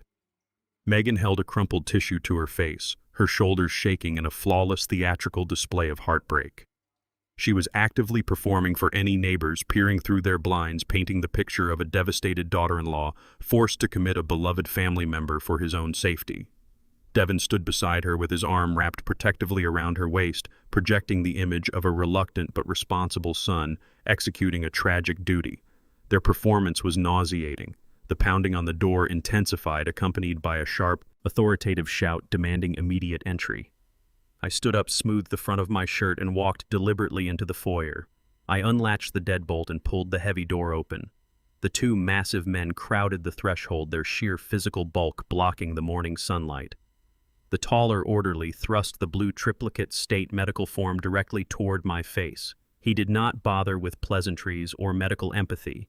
He spoke in a loud, aggressive bark, stating that he carried a legally binding 72-hour involuntary psychiatric hold authorized by a licensed physician. He ordered me to step out of the house and enter the transit van immediately, warning me that non-compliance would result in immediate physical restraint. He slapped the heavy leather cuffs against his thigh for emphasis. They expected the sudden presence of official paperwork and looming violence to break my spirit instantly. I stood my ground, perfectly centered within the doorframe. I did not retreat a single inch. I looked at the blue document, then up into the aggressive eyes of the lead orderly. I told him in a calm, unwavering voice that I entirely refused to leave my property. I explicitly denied consent for any medical transport and informed him that crossing my threshold would be classified as a felony home invasion. The orderly sneered, clearly accustomed to terrified patients attempting futile verbal resistance. He shifted his weight, preparing to breach the doorway. From the sidewalk, Devin watched the standoff with mounting panic. The pristine narrative he had crafted was stalling. He dropped his grieving son persona entirely. He stepped onto the edge of my lawn and shouted at the men, his voice cracking with desperate rage. He ordered them to stop negotiating and simply grab me. He shrieked that I was violently delusional and that they needed to use the restraints immediately to secure the extraction. The orderlies nodded, their muscles tensing as they synchronized their movements to rush the door. They reached their heavy hands out to grab my arms. They never made contact. The heavy oak door of my adjacent den swung completely open. Jonathan Pierce stepped out into the foyer, his expensive tailored suit a jarring contrast to the tactical gear of the hired muscle. He was immediately flanked by the two senior police detectives, their gold badges prominently displayed on their belts. Dr. Alan Sterling, the chief of neurology at the state medical board, stepped out right behind them, his face hardened in absolute professional disgust. The two orderlies froze mid-lunge. Their aggressive momentum completely evaporated. They recognized the badges. They recognized the disastrous legal trap they had just stepped into. The power dynamic in the foyer inverted instantly. Jonathan crossed his arms, looking at the stunned men with a predatory legal smirk. He calmly informed them that they were currently attempting to kidnap the chief executive officer of a major corporation in front of two senior law enforcement officials. The orderlies slowly lowered their hands, backing away from the threshold, as the sheer magnitude of their catastrophic error paralyzed their limbs. They had been paid to extract a helpless, demented old man. Instead, they had walked directly into a heavily fortified legal and criminal ambush. Dr. Sterling moved past the detectives and stopped directly in front of the taller orderly. He reached out and snatched the blue triplicate form from the man's trembling hand. The chief of neurology adjusted his reading glasses and scrutinized the forged psychiatric hold. He examined the clinical notes, the prescribed diagnosis, and the signature stamped at the bottom of the page. He shook his head in profound absolute revulsion. He turned to the detectives and officially declared the document a complete medical fabrication. He stated unequivocally that Dr. Eris Thorne had not conducted a clinical evaluation, possessed no neurological baseline, and had illegally authorized a fraudulent medical kidnapping for pure financial gain. The senior detective nodded sharply. He did not waste his time questioning the hired muscle standing on my porch. He walked straight past them, his partner matching his rapid pace, and marched directly down the length of my gravel driveway toward the idling transit van. The lead detective gripped the handle of the passenger door and yanked it open with violent force. Dr. Eris Thorne sat cowering in the passenger seat. He had stayed hidden in the vehicle, expecting to quietly supervise the extraction and collect the remainder of his exorbitant cash bribe.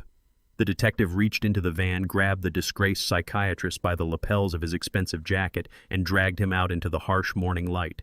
He slammed Thorne against the side of the van, pulled his arms behind his back, and locked the steel handcuffs tightly around his wrists.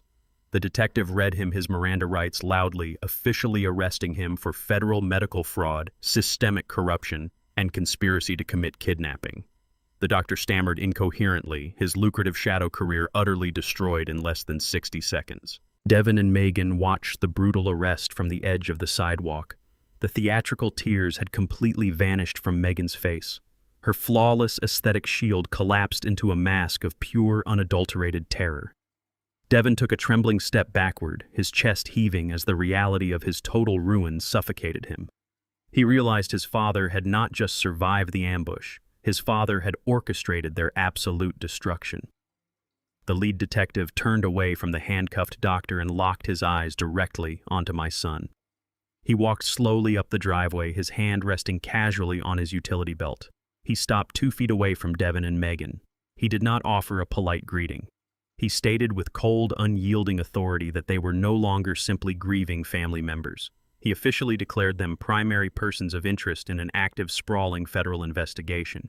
He listed the impending charges with lethal precision: medical conspiracy, felony wire fraud, extortion, severe elder abuse. He instructed them not to leave the city, warning them that their passports were already flagged. The heavy steel trap had officially slammed shut, locking them inside a cage entirely of their own making. Devin slammed the transmission into drive and aggressively accelerated away from my quiet suburban street. The sleek tires of his imported sports car spun against the wet asphalt, leaving a trail of burnt rubber in their wake. I watched them flee from the safety of my front window, knowing exactly the devastating reality that awaited them. Inside the meticulously detailed leather cabin, a suffocating, terrified silence replaced their usual arrogant banter. The lead detective's words echoed violently in the confined space. Federal investigation, wire fraud, medical conspiracy, severe elder abuse. These were not civil infractions that could be quietly settled with a discreet corporate check or brushed away by an expensive defense attorney. These were heavy, mandatory minimum federal charges that carried catastrophic prison sentences. They sped through the manicured avenues toward their sprawling, gated mansion. Megan sat rigidly in the passenger seat, staring blankly at the passing trees. Her chest heaved as her meticulously constructed reality disintegrated in real time. She was not processing the moral weight of attempting to medically kidnap an innocent man. She was aggressively calculating her immediate social and financial ruin. The glittering charity galas, the exclusive country club memberships, the luxury European vacations, and the carefully curated social media empire were entirely incinerated. She imagined the brutal, unforgiving headlines splashed across the financial blogs. She pictured the heavy steel doors of a federal penitentiary slamming shut behind her. The sheer panic manifested as a cold, vibrating sweat across her skin. Devin pulled through the iron gates of their estate and parked haphazardly on the circular driveway. He killed the engine and slumped forward against the steering wheel, completely paralyzed by his impending destruction. Megan did not wait for him to speak. She did not offer a single word of comfort to her husband. She unbuckled her seatbelt, threw open the heavy car door, and sprinted up the marble steps toward the front entrance. Her survival instincts kicked in with ruthless, predatory efficiency. She rushed through the vaulted foyer, her high heels clicking frantically against the imported Italian tile. She bypassed the grand staircase, taking the steps two at a time until she reached the sprawling master suite. She threw open the doors of her massive walk-in closet and dragged three oversized, heavily branded designer suitcases onto the center of the plush carpet. She began pulling expensive silk dresses, cashmere sweaters, and heavy velvet coats from the hangers, shoving them violently into the luggage. She did not bother to fold them. Time was the only currency that mattered now. The detective had explicitly warned them not to leave the city, but Megan had no intention of waiting around for federal marshals to kick down her door with arrest warrants. She knew the walls were closing in and she needed an immediate, untraceable exit. She moved to the marble vanity and snatched her lightweight platinum laptop. She opened the screen and aggressively typed in the encrypted credentials for their primary joint savings and emergency offshore accounts. She needed enough liquid capital to secure a discreet one-way first-class ticket to Paris, where she possessed a network of wealthy acquaintances entirely removed from Devon's collapsing orbit. She intended to vanish before the local authorities finalized their flight restrictions. The banking portal verified her biometric login. The screen flickered, refreshing the data cache. Megan stared at the digital display. Her perfectly manicured fingers froze over the keyboard. The available balance did not display the expected $300,000. The bold black numbers sat firmly at zero. A secondary line of text rendered in stark red font indicated a severely negative overdraft status. She frantically refreshed the browser, assuming the bank's servers were experiencing a temporary glitch. The numbers remained unchanged. A heavy, sickening realization hit her stomach like a physical blow. The money was not missing due to a technical error. It had been systematically legally extracted. When I absorbed Devon's massive debt from the private equity syndicate, I did not just purchase a piece of paper. I acquired the supreme legal rights of his primary debt holder. Through Jonathan Pierce's aggressive corporate litigation protocols, I had already executed a sweeping financial lien against all of Devon's known assets.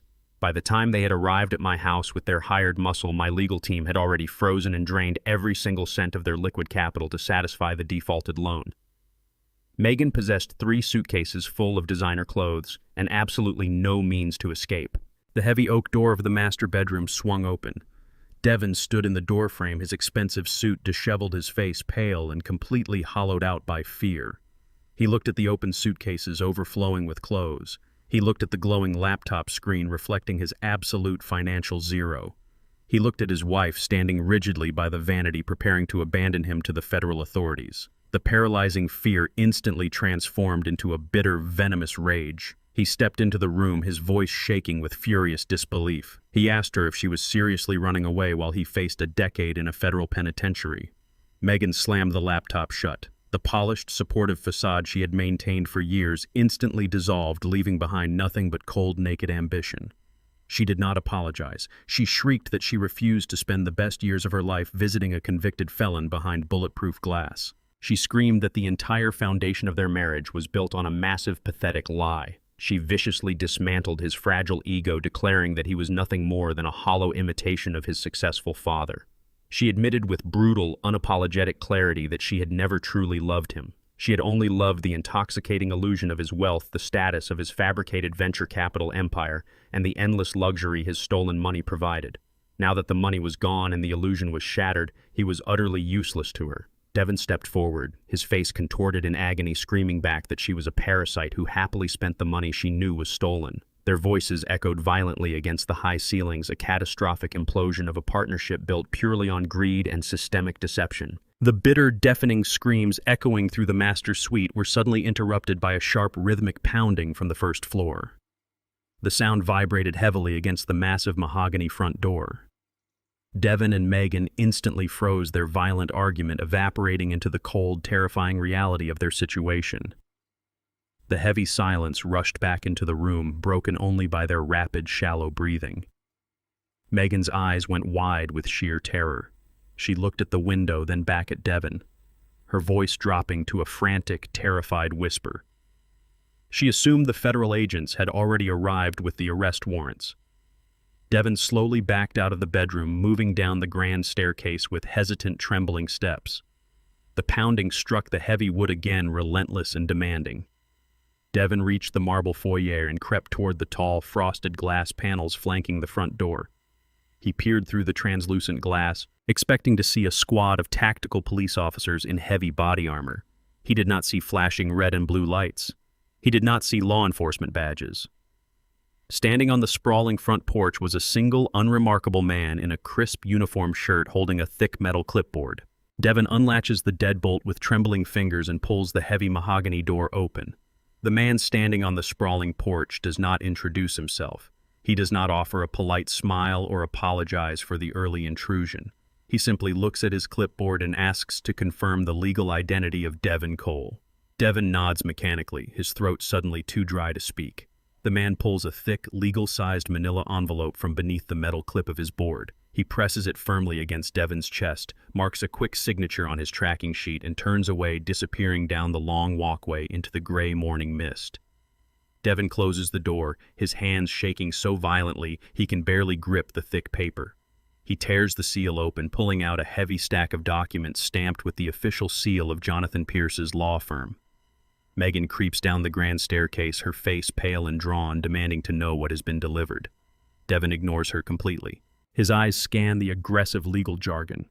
It is a formal, non-negotiable 30-day notice of eviction. The document explicitly outlines the immediate reclamation of the entire estate by the primary lien holder, Edgar Cole.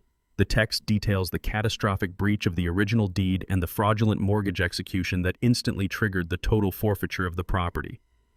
Devin reads the final paragraph, confirming his absolute displacement. He does not own the mansion. He never did. The sprawling sanctuary of marble and glass he used to project his elite status is officially being seized by his father.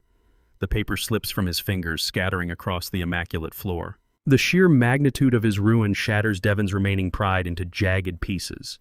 He does not look back at his wife. He does not bother to pack a single bag or gather his belongings. He grabs his keys from the entryway console and runs out the front door into the sudden torrential rain.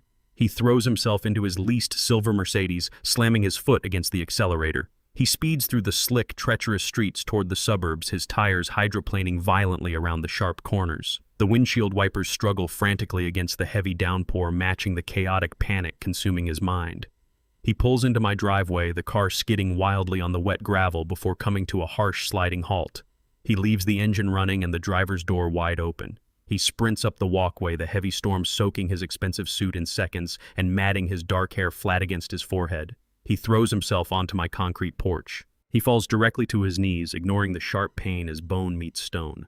He begins to pound on my heavy oak door with both fists, screaming my name over the roar of the thunder. He begs for mercy.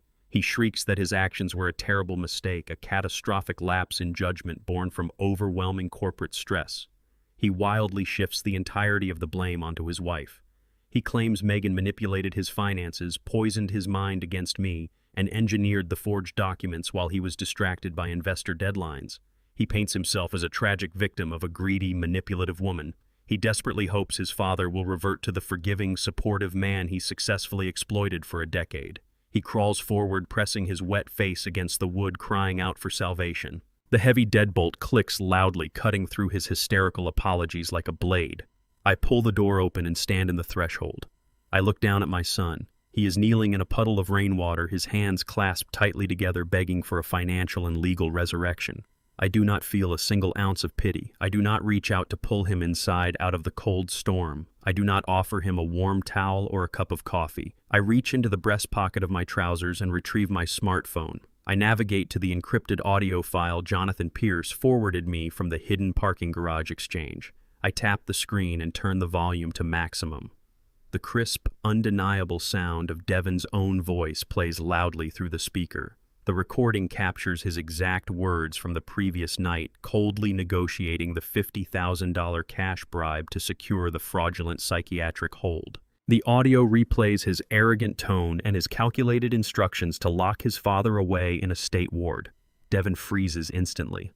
The color completely drains from his wet face. His frantic, tearful apologies die in his throat as he listens to the absolute proof of his own malice. The recording echoes off the brick walls of the porch, stripping away every single lie he just told about Megan manipulating his actions. He cannot blame his wife for the words coming out of his own mouth. He stares up at me, his chest heaving, his eyes wide with the horrifying realization that I know absolutely everything. The trap he tried to lay for me has completely severed his own throat. I slide the phone back into my pocket, letting the heavy, suffocating silence settle between us, despite the relentless drumming of the rain. I look directly into his terrified eyes, my posture straight and unbroken. I tell him that performative tears cannot wash away the stain of absolute betrayal. I remind him that he made a conscious, deliberate choice the moment he decided my life and my freedom were an acceptable price to pay for his luxury. I inform him that the 30-day eviction clock is officially ticking and the federal investigators are already building his criminal indictment. I do not wish him luck. I do not say goodbye. I take a single step backward into the dry, quiet warmth of my home and push the heavy oak door forward. The latch clicks shut with a resounding permanent thud. I engage the deadbolt permanently sealing the house. Outside, the storm rages on. Devin remains on his knees on the cold concrete, utterly paralyzed by the sheer totality of his defeat. He is stripped of his money, his company, his home, and his family. He is left completely alone in the dark, surrounded by the wreckage of his own greed. Megan did not run. When Devin failed to return from his pathetic pilgrimage in the pouring rain, she realized she was entirely on her own. Instead of packing the remainder of her belongings and fleeing into obscurity, she decided to aggressively weaponize her impending downfall. She locked the heavy mahogany front doors, engaging every deadbolt and sliding the reinforced security chains into their thick metal grooves. She marched through the sprawling estate, meticulously locking the French doors leading to the outdoor patio and drawing the heavy velvet curtains completely shut. She transformed the luxury mansion into a fortified, impenetrable bunker. She was banking entirely on the optics of forced removal. She desperately wanted me to send the county sheriff to her doorstep. She wanted flashing red and blue sirens illuminating the neighborhood, heavily armed deputies storming the lawn, and a heavy tactical battering ram tearing through the grand entrance. She set up her platinum laptop and 2 high-definition smartphones on aluminum tripods in the grand foyer, angling them perfectly to capture the front door. She rehearsed her tears in the mirror, preparing to broadcast a live, hysterical video stream to her thousands of dedicated followers. She intended to spin a masterful, manipulative narrative of a helpless, misunderstood woman being violently evicted by a ruthless, tyrannical father-in-law. She wanted the internet to witness her being physically dragged from her home in real time, firmly believing the resulting public outrage and lucrative crowdfunding donations would finance her elite legal defense. She paced the marble floors, checking the camera angles, repeatedly daring me to make the first aggressive move. She was convinced that my desire to immediately reclaim the property would override my strategic patience. She thought I would rush the eviction, thereby handing her the viral martyrdom she desperately craved to salvage her ruined reputation. I had absolutely no intention of playing into her fabricated martyrdom. I watched the live security feed from the perimeter cameras, noting the drawn curtains and the hastily fortified entrances. Jonathan Pierce had already anticipated this exact squatter strategy during our initial legal briefings. He reminded me that the estate was not technically embroiled in a standard foreclosure dispute. It was completely and legally registered under my primary corporate holding company. Megan was not a legitimate tenant possessing standard squatter's rights. She was an unauthorized trespasser illegally occupying a commercial asset. However, sending the police to physically extract her would give her the exact chaotic viral spectacle she desired. I chose a far more surgical, devastating approach. I sat at my mahogany desk and picked up my secure phone. I did not call the local precinct dispatcher. I made 3 brief, highly effective phone calls directly to the municipal utility directors, men whose local political campaigns I had heavily subsidized for over a decade. I identified myself as the sole legal owner of the property and issued a direct corporate mandate. Within 15 minutes, the massive mansion was completely severed from the outside world. First, the main water valve at the street was locked and capped, instantly draining the copper pipes, the luxury rainfall showers, and the imported marble toilets. Second, the primary electrical grid connection was remotely terminated. The glowing crystal chandeliers, the advanced climate control systems, and the perimeter security cameras all died simultaneously, plunging the massive house into a dead, suffocating silence. Finally, the subterranean gas lines feeding the estate's massive heating system and the gourmet commercial kitchen were shut off directly at the municipal hub. I did not break down her door. I simply stripped the house of its life support. The sprawling, multi-million-dollar sanctuary was instantly reduced to a hollow, freezing cavern of drywall and stone. Megan's smartphones quickly lost their battery life, rendering her viral broadcasting strategy entirely useless. The high-speed internet routers went dark, cutting her off completely from her digital audience. She was trapped inside a massive, pitch-black and rapidly cooling box, completely isolated from the luxury she worshipped. The reality of total deprivation broke her arrogant spirit much faster than any physical confrontation ever could. For 3 agonizing days, Megan endured the absolute, suffocating darkness and the rapidly dropping temperatures of the unheated mansion. The nights were the absolute worst. Without ambient lighting or the low, comforting hum of the central heating system, the massive house became a terrifying, echoing tomb. She wrapped herself in layers of designer cashmere, shivering violently on the floor of her walk-in closet as the bitter autumn frost seeped straight through the uninsulated architectural glass. She could not flush the toilets. She could not boil a single pot of water. She could not charge her dead devices to call for emergency salvation. The glamorous fortress had successfully become a brutal sensory deprivation chamber. By the dawn of the 4th day, the heavy silence and the biting cold completely shattered her resolve. Her meticulously crafted victim narrative evaporated, entirely replaced by raw, primitive physical desperation. She abandoned her tripods and her delusional broadcast plans. She dragged her 3 heavy designer suitcases down the grand staircase, the wheels clacking harshly against the freezing marble. She unchained the front door and stepped out into the blinding morning sunlight, her face pale, unwashed, and completely hollowed out by the harsh reality of her situation. She loaded the luggage into the trunk of her remaining leased vehicle and drove away from the dead estate without looking back. She sped aggressively toward the affluent gated community where she had grown up, seeking the absolute only remaining safety net she possessed. She believed her wealthy parents would automatically shield her from the apocalyptic fallout, assuming their deep pockets and fierce family loyalty would provide a comfortable sanctuary while she plotted her next move. Megan pulled her vehicle into the immaculate driveway of her childhood home, dragging her heaviest suitcase up the familiar brick walkway. She pounded her fist against the heavy oak door, desperate for the warm, forgiving embrace of unconditional rescue. The brass lock clicked open, but the heavy security chain remained firmly engaged. Her father stared out at her through the narrow 2-inch gap. His face was rigid, completely devoid of any parental warmth or lingering sympathy. He did not unlatch the chain to let her inside. He looked at his freezing, disheveled daughter and informed her in a low, trembling voice that Jonathan Pierce had already contacted his primary legal team.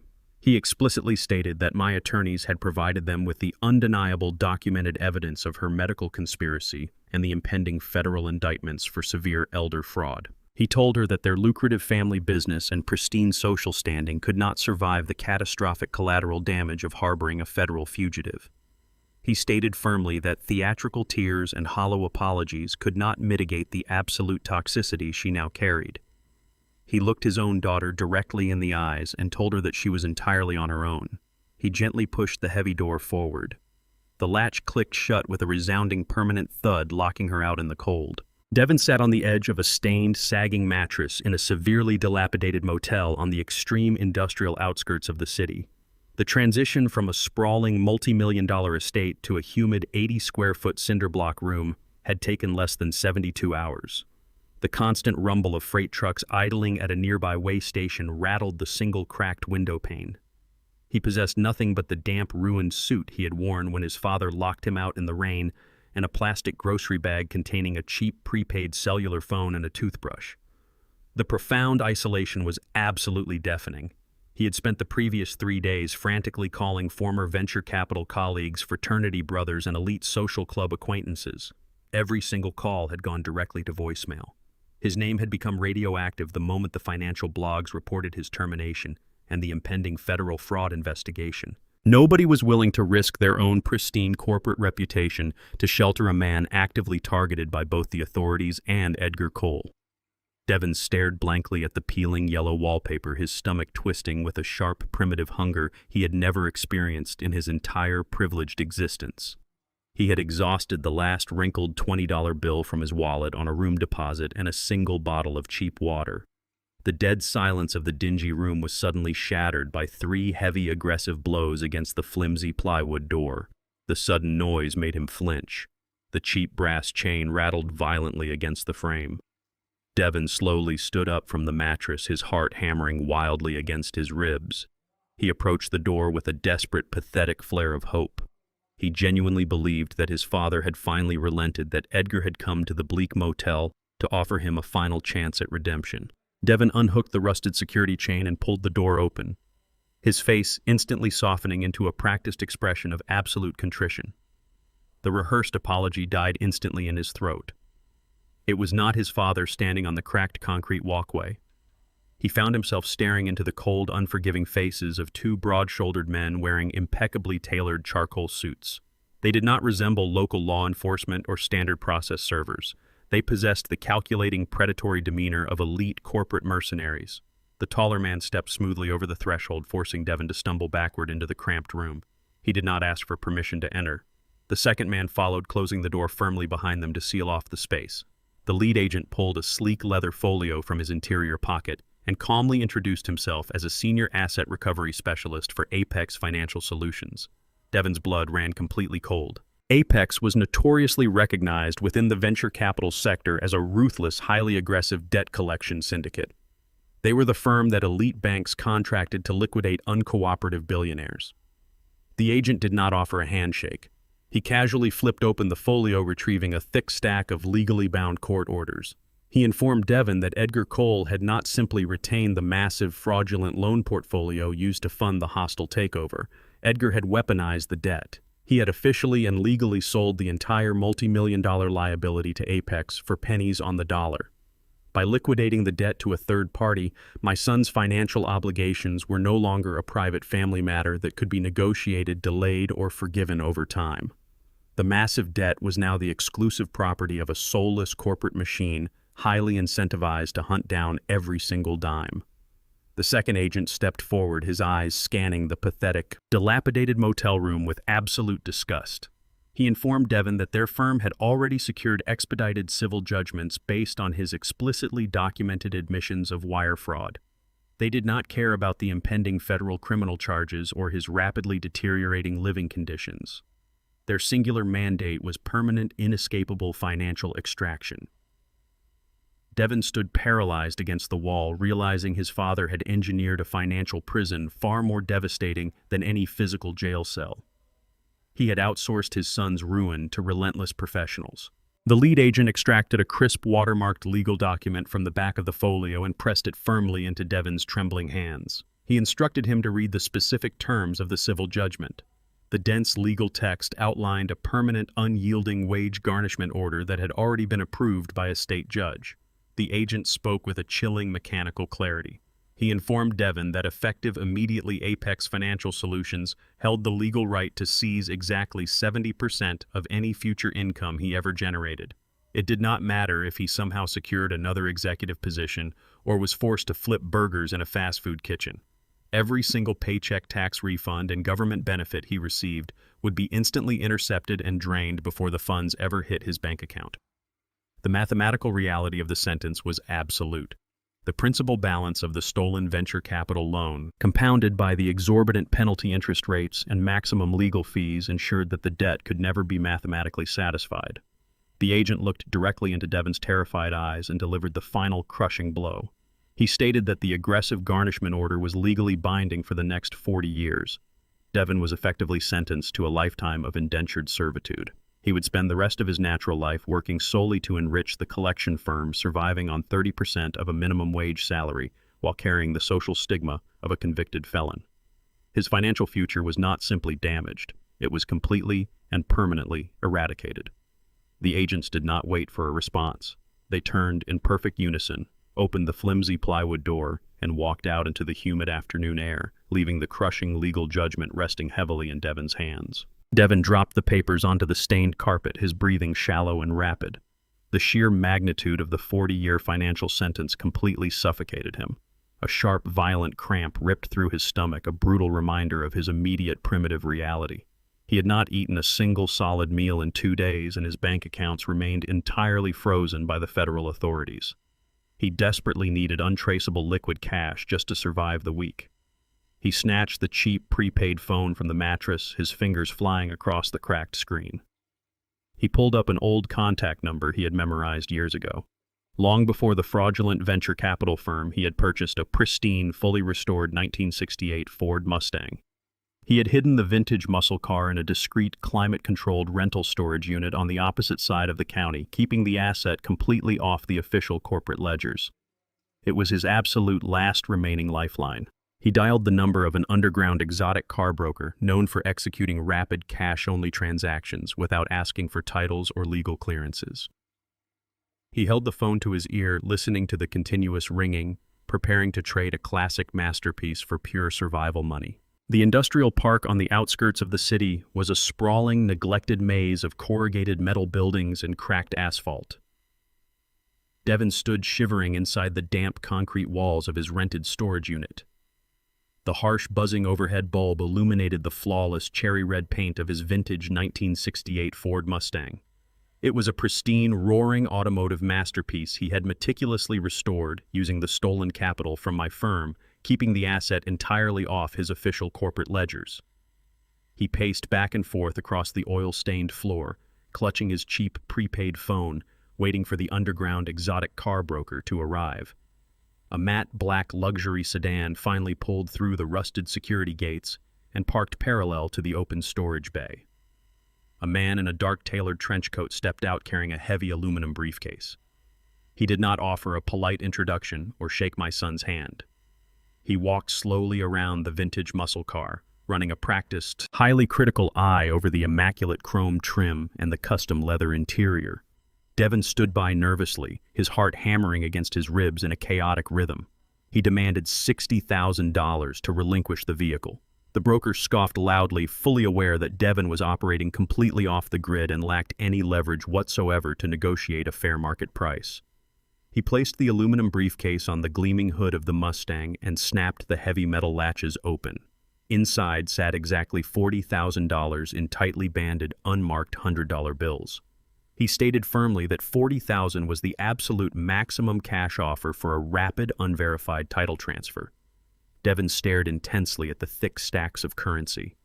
A profound, overwhelming wave of relief washed over his exhausted body. $40,000 meant immediate survival. It meant hot food, a secure hotel room rented under a false name, and enough liquid capital to secure a discreet flight out of the country before the federal marshals officially froze his passport. He reached his trembling hand out to accept the money, finally feeling a desperate spark of hope ignite deep within his chest. The violent, aggressive hiss of heavy air brakes instantly shattered the quiet transaction. A massive, heavy-duty flatbed tow truck swung sharply into the narrow alleyway, intentionally and completely blocking the only exit from the storage unit. The broker immediately withdrew his hand from the cash and snapped the aluminum briefcase shut, stepping back into the shadows with the polished survival instincts of a professional criminal. The driver of the tow truck climbed down from his elevated cab. He was flanked by two uniformed county sheriff deputies. The lead deputy rested his hand casually on his utility belt and approached the storage bay.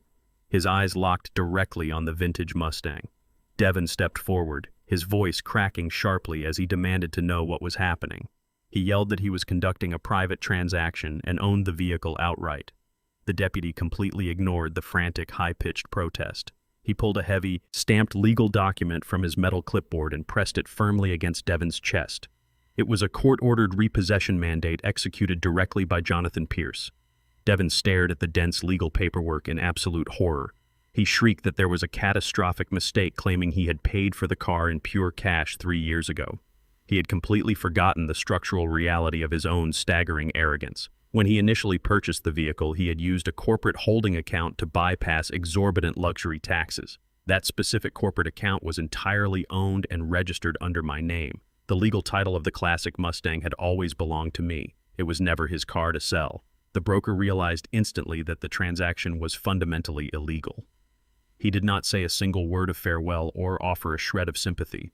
He simply turned around, slid into his black sedan, and reversed aggressively out of the alleyway, taking the $40,000 in survival cash with him. Devin screamed after the departing car, his voice echoing uselessly off the corrugated metal walls. He turned back around just in time to watch the tow operator secure heavy steel chains to the pristine undercarriage of the Mustang. The mechanical winch ground loudly, dragging his final prized asset out of the storage bay and pulling it violently up onto the steep, unforgiving incline of the flatbed truck. Devin was left standing completely alone in the empty, grease-stained storage unit. The facility manager walked over a few minutes later, holding a clipboard of his own. He informed my son that the monthly rental payment for the unit had aggressively bounced due to severely frozen accounts and ordered him to vacate the premises immediately. Devin stepped out onto the cracked asphalt of the industrial park as the heavy metal door rolled shut behind him. He reached into his pocket to order a ride, but his completely locked bank accounts meant he could not hire a cab or request a private car. He did not possess a single dollar bill for public transportation. The sky above darkened rapidly, threatening a harsh, violent afternoon storm. Devin had absolutely no alternative choice. He began to walk. The distance back to the cheap rundown motel was exactly 6 miles across the most unforgiving, desolate stretches of the city infrastructure. He walked along the narrow shoulders of busy highways, the massive freight trucks roaring past and aggressively spraying him with filthy road water. His expensive, bespoke Italian leather shoes were designed exclusively for plush corporate boardrooms and carpeted executive suites, not for grueling pedestrian marches across jagged concrete. The thin leather soles quickly wore down to the bare stitching. Massive bleeding blisters formed on his heels, turning every single step into a blinding flash of physical agony. His tailored trousers became stained with dark mud and thick industrial grease. His custom dress shirt clung desperately to his sweating, exhausted frame. He walked for grueling hours, a broken, defeated man physically enduring the absolute collapse of his unearned, fraudulent empire. The people driving past in their warm, comfortable cars did not see a brilliant venture capitalist or a wealthy elite socialite. They saw a desperate, disheveled drifter limping aimlessly along the side of the road, offering him nothing but a wide berth and passing glances of absolute disgust. I stood quietly by the large bay window of my private study, holding a heavy ceramic mug of freshly brewed black coffee. The rich, dark aroma filled the warm, perfectly climate-controlled room. Outside, the harsh winds of the approaching storm whipped violently through the manicured oak trees lining my quiet suburban street. I took a slow, deliberate sip of the bitter liquid, my eyes focused intently on the distant horizon. Through the thick, insulated glass, I watched a solitary figure appear at the far end of the road. It was Devin. He was trudging painfully along the concrete sidewalk, his shoulders hunched forward, his expensive clothes hanging off his frame in ruined, soaked tatters. He was forcing himself to take a massive, agonizing detour just to walk past my estate, perhaps harboring some deeply buried, pathetic delusion that I would witness his intense suffering and run out into the freezing rain to save him. He stopped at the edge of my property line. He stared up at the grand, unyielding facade of my home, shivering violently in the biting wind. He looked directly at my window. I did not move a single muscle. I did not raise my hand to offer a greeting or a sign of eventual forgiveness. I remained perfectly still, a silent, unyielding shadow standing behind the glass. I watched him finally break eye contact, lower his head in absolute crushing defeat, and continue his agonizing march down the empty street. I turned away from the window and placed my coffee mug squarely on the mahogany desk. The complete destruction of his fabricated reality was nearly finalized. The final phase of my restructuring protocol was rapidly approaching. 3 weeks evaporated into a grueling sequence of legal interrogations and relentless financial audits. Devin remained trapped in his decaying cinder-block motel room, surviving on stale bread and tap water. His 40-year wage garnishment order legally suffocated any desperate attempt he made to secure under-the-table labor. Across the city, Megan bounced between cheap hostel rooms, completely ostracized by her wealthy parents and former elite social circles. Their isolated miseries violently converged on a freezing Tuesday morning when the federal district attorney finally unsealed the official indictments. Heavy-handed federal marshals executed the simultaneous arrest warrants before dawn. They dragged Devin from his stained mattress and pulled Megan from a budget extended-stay facility, slapping heavy steel handcuffs onto their wrists. The charges were read aloud in a sterile, fluorescent-lit processing room, dropping like physical weights onto their shattered realities. The state brought forth a sprawling, ironclad case of first-degree forgery conspiracy to commit massive corporate wire fraud and aggravated elder abuse. The federal prosecutor detailed their systemic manipulation, outlining exactly how they meticulously forged my signature to secure the initial $600,000 venture capital loan. The indictment explicitly referenced their fraudulent concierge psychiatric hold, elevating the abuse charges to a felony level involving attempted medical kidnapping. The sheer scope of the legal document guaranteed that neither of them would be offered a lenient plea deal. The prosecutor made it abundantly clear that they were facing mandatory minimum sentences spanning decades. They were stripped of their expensive tailored suits and designer dresses, processed through the holding facility, and forced into coarse orange detention jumpsuits. The catastrophic reality of their unyielding greed had finally materialized into cold concrete walls and heavy steel bars. The suffocating pressure of a federal penitentiary immediately fractured whatever fragile, toxic loyalty remained between them. Megan secured a ruthless, court-appointed defense attorney who specialized in aggressive deflection tactics. Facing 20 years behind bars, she did not hesitate to completely sever her ties to her husband. Her legal counsel immediately filed a comprehensive pre-trial motion designed exclusively to throw Devin entirely under the bus. The motion painted a masterful, fabricated narrative of severe financial coercion and domestic manipulation. Megan's attorney formally claimed that she was a completely innocent, terrified spouse, utterly ignorant of the complex corporate forgery taking place in her own home. She weaponized her gender and her former socialite status, portraying herself as a naive victim who only spent the stolen money because Devin psychologically forced her to maintain the illusion of their venture capital empire. She explicitly stated in her sworn deposition that Devin was the sole calculating mastermind behind the fraudulent corporate loans and the attempted psychiatric hold. She claimed he had aggressively isolated me to conceal his desperate embezzlement, hiding the forged loan documents in encrypted folders she never possessed the passwords to open. Devin read her formal deposition from his bleak holding cell. The brutal betrayal hit him harder than the swift repossession of his vintage car or the devastating 40-year wage garnishment. His wife, the woman who had happily drained the stolen offshore accounts and shrieked at the hotel orderlies to drag him away, was now legally branding him an abusive mastermind to save her own skin. He realized with sickening clarity that Megan had never viewed him as a true partner. He was merely an expendable asset she would gladly sacrifice to shave a few years off her impending federal sentence. Her legal maneuver practically guaranteed his maximum conviction while attempting to secure her own total immunity.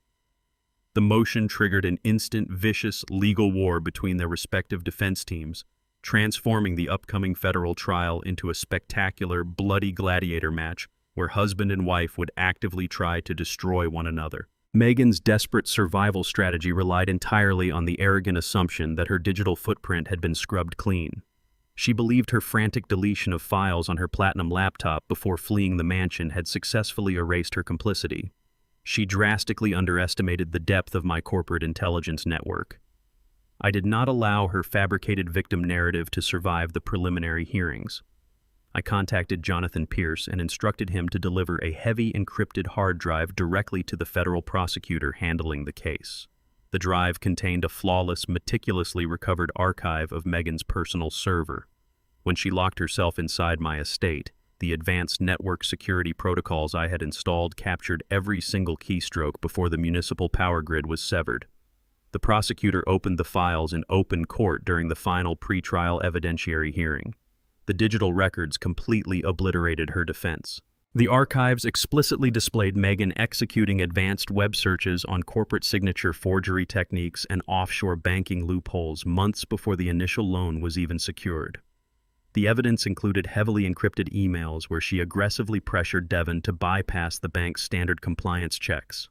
In one specific damning message, she explicitly outlined the exact psychological phrasing Devin needed to use to convince the loan officer of my fabricated mental decline. She was not a naive, coerced bystander. The digital footprint proved definitively that she was the aggressive architect of the initial fraud, actively pushing her husband past the point of no return to fund her insatiable luxury addiction. Her defense attorney reviewed the undeniable digital evidence and immediately withdrew the motion for immunity. Her calculated betrayal had spectacularly failed, permanently locking her back into the very center of the federal conspiracy. The official trial date arrived with the heavy, inescapable finality of an execution. The massive federal courtroom was completely packed with local journalists, former corporate colleagues, and curious spectators drawn to the spectacular collapse of my son's fraudulent empire. Devin and Megan were escorted into the room by armed bailiffs. They were forced to sit mere inches apart at the same polished mahogany defense table. The physical proximity was agonizing for them both. They adamantly refused to make eye contact, radiating a bitter mutual hatred that infected the air around them.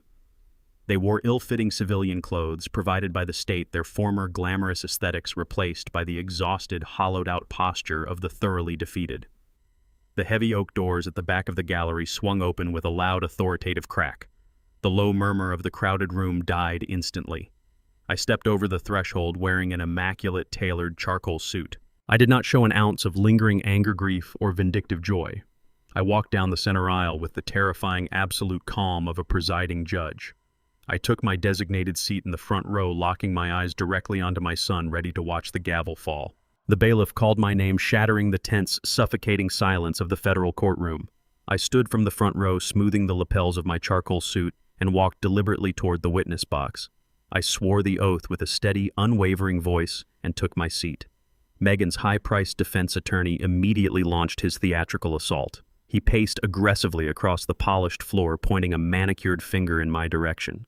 He attempted to weave a narrative painting me as a vindictive, tyrannical patriarch obsessed with absolute control over my family. He raised his voice, demanding I admit to resenting my son's ambition. He accused me of deliberately hoarding my vast corporate wealth to keep Devin and Megan entirely dependent on my approval. The attorney practically shouted that I had meticulously orchestrated this entire legal spectacle as a cruel, calculated trap. He claimed I intentionally allowed the venture capital loan to process just so I could violently pull the rug out from under my independent children when they finally tried to build something of their own. He framed the eviction, the utility shutoffs, and the corporate repossession of the vehicles as the actions of a bitter, malicious old man punishing a young couple simply trying to survive in a cutthroat economy. He looked toward the jury box, utilizing every ounce of his expensive charisma to portray Devin and Megan as tragic victims of a toxic family dynamic. He asked me directly if I enjoyed destroying my own flesh and blood.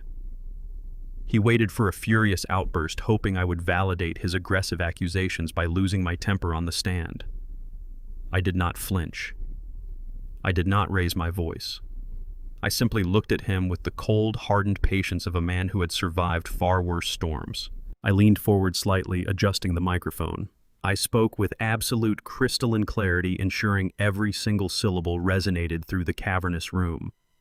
I informed the aggressive attorney that I did not inherit a pristine corporate empire or a lucrative trust fund. I built my holding company from the dirt up. I detailed the grueling reality of my early life, working brutal 60-hour weeks, pouring commercial concrete under the blistering summer sun. I described the exact physical toll of that relentless labor. I spoke of the permanently destroyed cartilage in both of my knees, the chronic agonizing pain in my lower back, and the thick permanent calluses on my hands. I explained to the silent jury that I endured decades of grueling, bone-crushing exhaustion for one singular purpose. I wanted to ensure my son never had to know the bitter, humiliating sting of poverty. I recounted how I paid for Devin's elite private education, his extravagant fraternity dues, and his luxury vehicles in pure cash. I never asked for a single dime in return. I gladly sacrificed my own youth and physical health to provide him with an immaculate, debt-free foundation.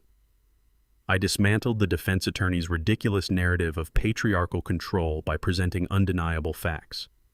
I had given Devin absolute freedom to pursue his venture capital dreams. I only intervened when their unyielding, grotesque greed mutated into blatant, malicious criminality. I looked directly at Megan and Devin, who were completely frozen at the defense table. I told the court that I did not set a trap. I simply stopped being their shield. I explained that when you remove the safety net from arrogant, entitled adults, gravity does the rest. I stated firmly that the fortune they so casually attempted to steal was not just money.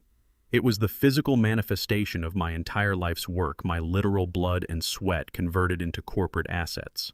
They did not try to build their own legacy. They chose to parasitically siphon mine. My voice remained remarkably even, completely devoid of theatrics, carrying the heavy, undeniable weight of absolute truth. The defense attorney's aggressive posture visibly deflated.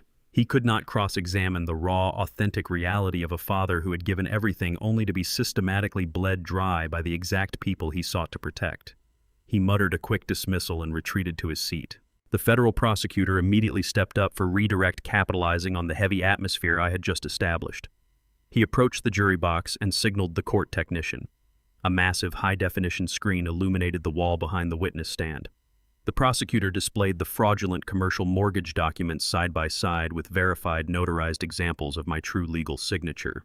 The visual discrepancy was glaring and undeniable. The forged signature lacked the sharp, fluid cadence of my handwriting, displaying the hesitant, calculated strokes of someone tracing a digital projection.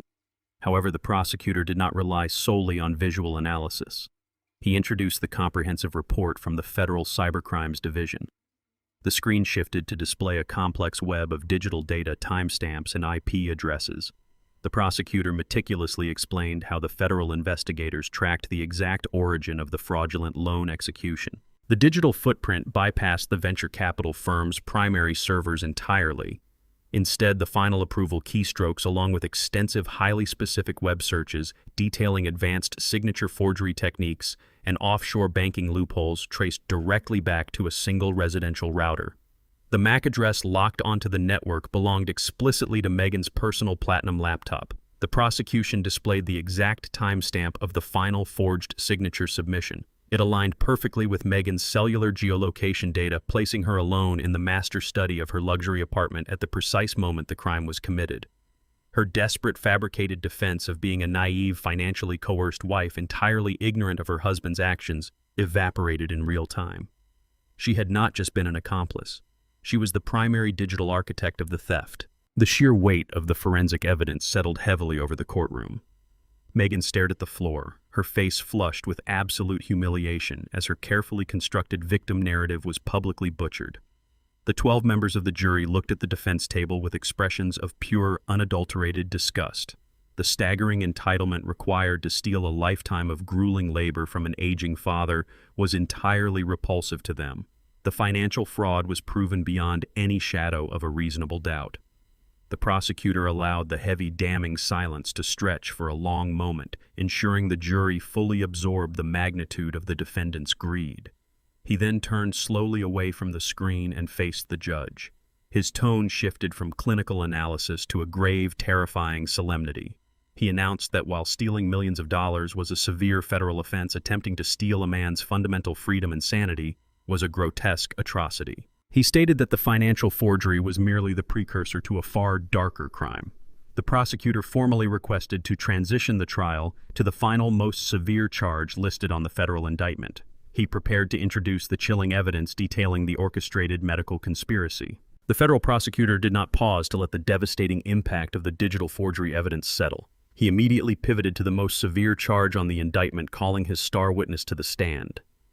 The heavy wooden doors at the side of the courtroom opened and 2 armed federal marshals escorted a man into the room. The murmurs in the gallery spiked instantly. It was the elite concierge physician Devin and Megan had hired to execute their medical kidnapping. He was no longer wearing the bespoke Italian suits and imported silk ties that defined his highly lucrative off-the-books medical practice. He was clad in the coarse, bright orange jumpsuit of a federal inmate, his wrists bound by heavy steel chains that rattled sharply against the wooden railing of the witness box. He took the oath with a defeated, trembling voice. The prosecutor established the foundation quickly and ruthlessly. He asked the doctor to state his current legal status for the official record. The disgraced physician cleared his throat, admitting under oath that he had recently signed a comprehensive federal plea agreement. He had formally forfeited his medical license and accepted a guaranteed 5-year prison sentence for his active role in multiple counts of medical fraud and conspiracy.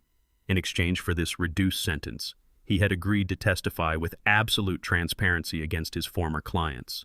He looked at Devin and Megan, his eyes completely devoid of the deferential subservience he had once shown them. He was a ruined man, desperately trying to salvage whatever minimal fraction of his life remained, and he was more than willing to drag my son and daughter-in-law down into the abyss to do it. The prosecutor leaned against the podium, asking the doctor to detail the exact events that took place on the night of the attempted psychiatric hold. The disgraced physician leaned into the microphone, his voice echoing cleanly through the hushed courtroom. He testified that Devin and Megan had requested an emergency off-the-books consultation at their luxury apartment late in the evening. They did not present a patient for examination. Instead, they presented a heavily fabricated narrative regarding my alleged rapid cognitive decline, claiming I had become violently unstable and a severe danger to myself and my corporate assets. The doctor admitted he knew immediately that the situation was entirely manufactured. He stated that standard medical protocols require a comprehensive in-person psychiatric evaluation before any legal hold can be authorized. He had raised these legal barriers during the meeting, feigning professional reluctance. The prosecutor asked what specifically convinced him to abandon his medical ethics and bypass the mandatory legal protocols. The doctor did not hesitate.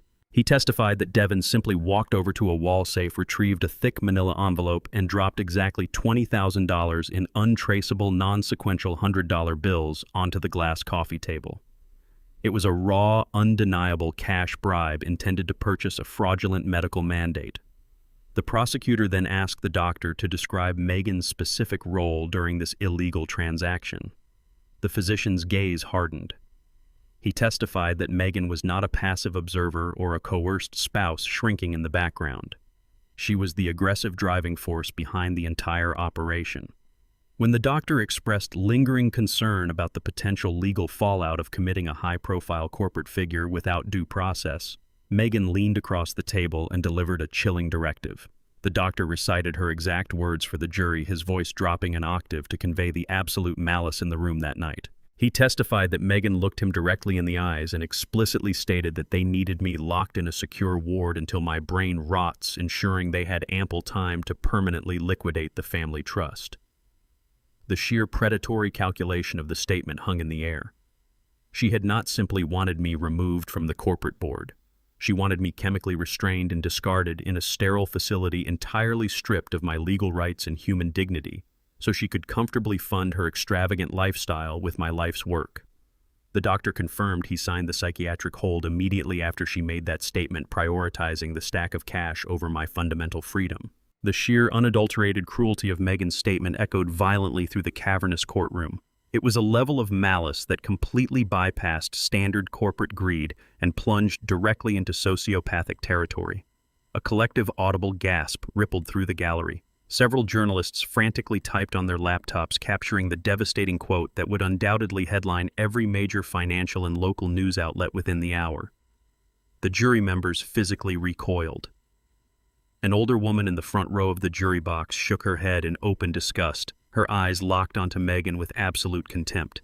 The defense table transformed into a scene of absolute suffocating despair. Devin physically crumbled under the weight of the testimony. He buried his pale face deep into his trembling hands, his shoulders shaking violently as the last remaining shreds of his fabricated reality disintegrated.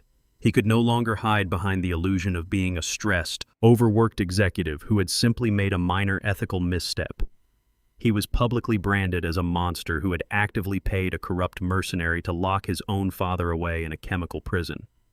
Megan did not cry. She did not physically react at all. She sat completely rigid, her back ramrod straight, staring blankly at the dark mahogany paneling of the judge's bench. The aggressive, highly orchestrated victim narrative her defense attorney had attempted to build was utterly obliterated. There was no possible legal spin, no sympathetic angle, and no closing argument that could wash away the stain of her recorded words. They had been entirely stripped of their expensive armor, exposed to the world as two ruthless predators who had finally been caught in their own trap. The prosecution formally rested its case, leaving a devastating mountain of insurmountable evidence in its wake. The lead defense attorney stood up, his posture defeated, knowing he possessed absolutely no counter-evidence to refute the medical conspiracy. In a final desperate act of legal salvage, he called Devin Cole to the witness stand. It was a catastrophic risk, a literal Hail Mary pass, hoping to extract a tiny fraction of sympathy from a jury that clearly despised him. Devin rose from the defense table with agonizing slowness. His legs trembled so violently he could barely support his own weight. He took the long, agonizing walk to the wooden box, his state-issued clothing hanging off his diminished frame. He sat down and gripped the edges of the podium to steady his shaking hands. Before his attorney could speak a single word, Devin turned his head and looked directly into the gallery. His red, bloodshot eyes locked onto mine. Hot, desperate tears streamed freely down his pale cheeks. He was completely broken, staring at the father he had tried to destroy, frantically preparing to beg the jury for the mercy he had never once intended to show me. Devin gripped the edges of the wooden podium, his knuckles turning entirely white under the harsh fluorescent lights of the courtroom. He did not look at the jury or the federal prosecutor. He kept his bloodshot, terrified eyes locked entirely on me. He leaned into the microphone, his voice cracking into a pathetic, high-pitched sob. He launched into a desperate, sprawling apology, frantically attempting to manipulate the remaining shreds of my paternal instinct. He loudly blamed the ruthless, toxic culture of the elite venture capital world, claiming he was drowning under the insurmountable pressure to project an image of absolute financial invincibility. He wept openly, wiping his wet face with the back of his trembling hand, and aggressively shifted the entirety of the blame onto Megan. He painted his wife as a relentless, demanding parasite who forced him to maintain an unsustainable multi-million-dollar lifestyle. He shrieked that the forged documents and the horrific medical conspiracy were born out of sheer panic, not malice. He begged the court and he begged me to understand that he was simply trying to survive the crushing weight of his own fabricated reality. His performance was hysterical, a raw display of a cornered predator reverting to the tactics of a frightened child. He pleaded for mercy, explicitly asking his father to forgive a catastrophic lapse in judgment. He begged me to intervene, to speak to the judge, to use my influence to save him from the concrete walls of a federal penitentiary. He promised to change, to abandon the corporate world, to spend the rest of his life making amends for the unbelievable pain he had caused. His tears soaked the collar of his state-issued uniform, but his words rang completely hollow. I sat perfectly still in the front row of the gallery, my posture rigid and unbroken. I listened to his frantic, echoing pleas, but I did not feel a single ounce of triumph or vindication. There was no joy in watching my only son completely disintegrate on the witness stand. The heavy, suffocating atmosphere in the courtroom offered no victory, only a profound, crushing sorrow that settled deep within my chest. I looked at the shaking, pathetic criminal begging for his freedom, and I realized with absolute certainty that the innocent boy I had raised was dead. That boy had died years ago, slowly suffocated by his own arrogance and insatiable greed. The man sitting on the stand was merely a hollow, parasitic shell who had worn my son's face while systematically plotting my financial and psychological destruction. I remembered the grueling 60-hour work weeks, the destroyed knees from pouring concrete, and the endless sacrifices I made to ensure he would never face the brutal hardships of poverty. I had provided him with a flawless foundation, and he had chosen to build a monument to his own vanity. I did not break eye contact with him. I did not nod in understanding. I did not offer a comforting smile or a shred of paternal forgiveness. I simply let the heavy, condemning silence answer his hysterical apologies. The jury watched our silent exchange with rapt attention, observing the absolute emotional disconnect between a devastated father and his treacherous offspring. Devin's frantic sobbing slowly died in his throat as he read the sheer, unyielding coldness in my eyes. He realized in that agonizing moment that the limitless well of my forgiveness had finally run completely dry. There would be no last-minute rescue, no high-priced legal maneuvering to shield him from the consequences of his actions. I had spent my entire life shielding him from the harsh realities of the world, but I absolutely refused to shield him from the justice he so thoroughly deserved. He had made a conscious, deliberate choice to authorize a fraudulent psychiatric hold, actively attempting to lock me in a chemical prison while he liquidated my life's work. My silence in the courtroom was the final, devastating confirmation that he was entirely on his own. He slumped back into the wooden chair, his face completely pale, utterly broken by the impenetrable wall of my silence. The defense rested its case immediately following Devin's disastrous testimony. The federal judge delivered brief, precise instructions to the jury, and the 12 men and women filed out of the courtroom to begin their final deliberations. The anticipation in the gallery was thick and suffocating, but it did not last long. Less than 2 hours later, the heavy wooden doors swung open and the jury returned to their seats. The rapid speed of their return signaled a massive, undeniable consensus. The court clerk retrieved the sealed envelope from the jury foreperson and handed it directly to the judge. The judge adjusted his glasses, his face a mask of stern, unforgiving authority. He commanded the defendants to rise. Devin and Megan stood side by side, their bodies trembling visibly as the heavy silence stretched across the room. The judge read the verdict with a loud, ringing clarity. On the charges of first-degree corporate forgery, the jury found both defendants guilty. On the charges of massive wire fraud and conspiracy to commit embezzlement, the jury found them guilty. Finally, on the most severe charge of aggravated elder abuse and conspiracy to commit medical kidnapping, the verdict was universally guilty. The judge did not delay the sentencing phase. He looked down at the defense table with absolute disgust, condemning their actions as a grotesque perversion of family trust and basic human decency. He handed down the sentences immediately, ensuring there would be no leniency. He sentenced both Devin and Megan to brutal consecutive prison terms that would span the next 2 decades of their lives. They were stripped of any possibility of early parole. The heavy, unyielding hammer of the federal justice system had officially crushed their fraudulent empire into dust. The judge struck his heavy wooden gavel against the sounding block, the sharp crack echoing like a gunshot through the silent courtroom. Total chaos instantly erupted at the defense table. Megan let out a piercing, hysterical scream as 2 heavily armed federal marshals grabbed her arms forcefully, spinning her around to lock heavy steel handcuffs onto her wrists. She thrashed wildly against their grip, her expensive composure entirely shattered, shrieking that her life was ruined. The bailiffs ignored her frantic protests, marching her forcefully toward the side door leading directly to the maximum security holding cells. A separate team of marshals clamped cold iron chains around Devin's wrists. He did not fight them. He let them pull him away from the table, his shoulders slumped in absolute, paralyzing defeat. As the armed guards marched him toward the exit, he turned his head and looked back over his shoulder, his terrified eyes searching the gallery. He found me sitting perfectly still in the front row. Our eyes locked for one final silent second across the crowded room. I did not blink. I gave him one slow, deliberate, and final nod. The heavy oak doors slammed shut behind him. It was finally over. I exited the heavy bronze doors of the federal courthouse and stepped into the crisp, biting afternoon air. The sprawling media circus buzzing on the front steps completely ignored me as I walked past them.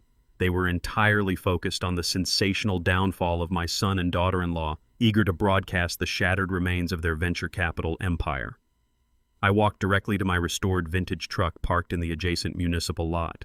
The heavy engine roared to life with a comforting, familiar rumble, a mechanical heartbeat that stood in stark contrast to the sterile, terrifying silence of the courtroom. I drove the familiar route back to my quiet brick house in the suburbs. The sprawling, fraudulent mansion they had used to project their superiority was now nothing more than an empty, liquidated asset on a corporate ledger. My modest home, however, remained exactly as I had built it. I unlocked the front door and walked directly into the kitchen. I did not sit down to dwell on the agonizing destruction of my only child. I rolled up the sleeves of my tailored charcoal suit and washed my hands. I walked to the refrigerator and pulled out a massive, fresh rack of ribs I had purchased early that morning. I laid the heavy cut of meat on the butcher block and retrieved a worn, handwritten recipe card from the highest cabinet shelf. It was Martha's secret marinade, a dark, rich blend of spices and molasses she had perfected decades ago.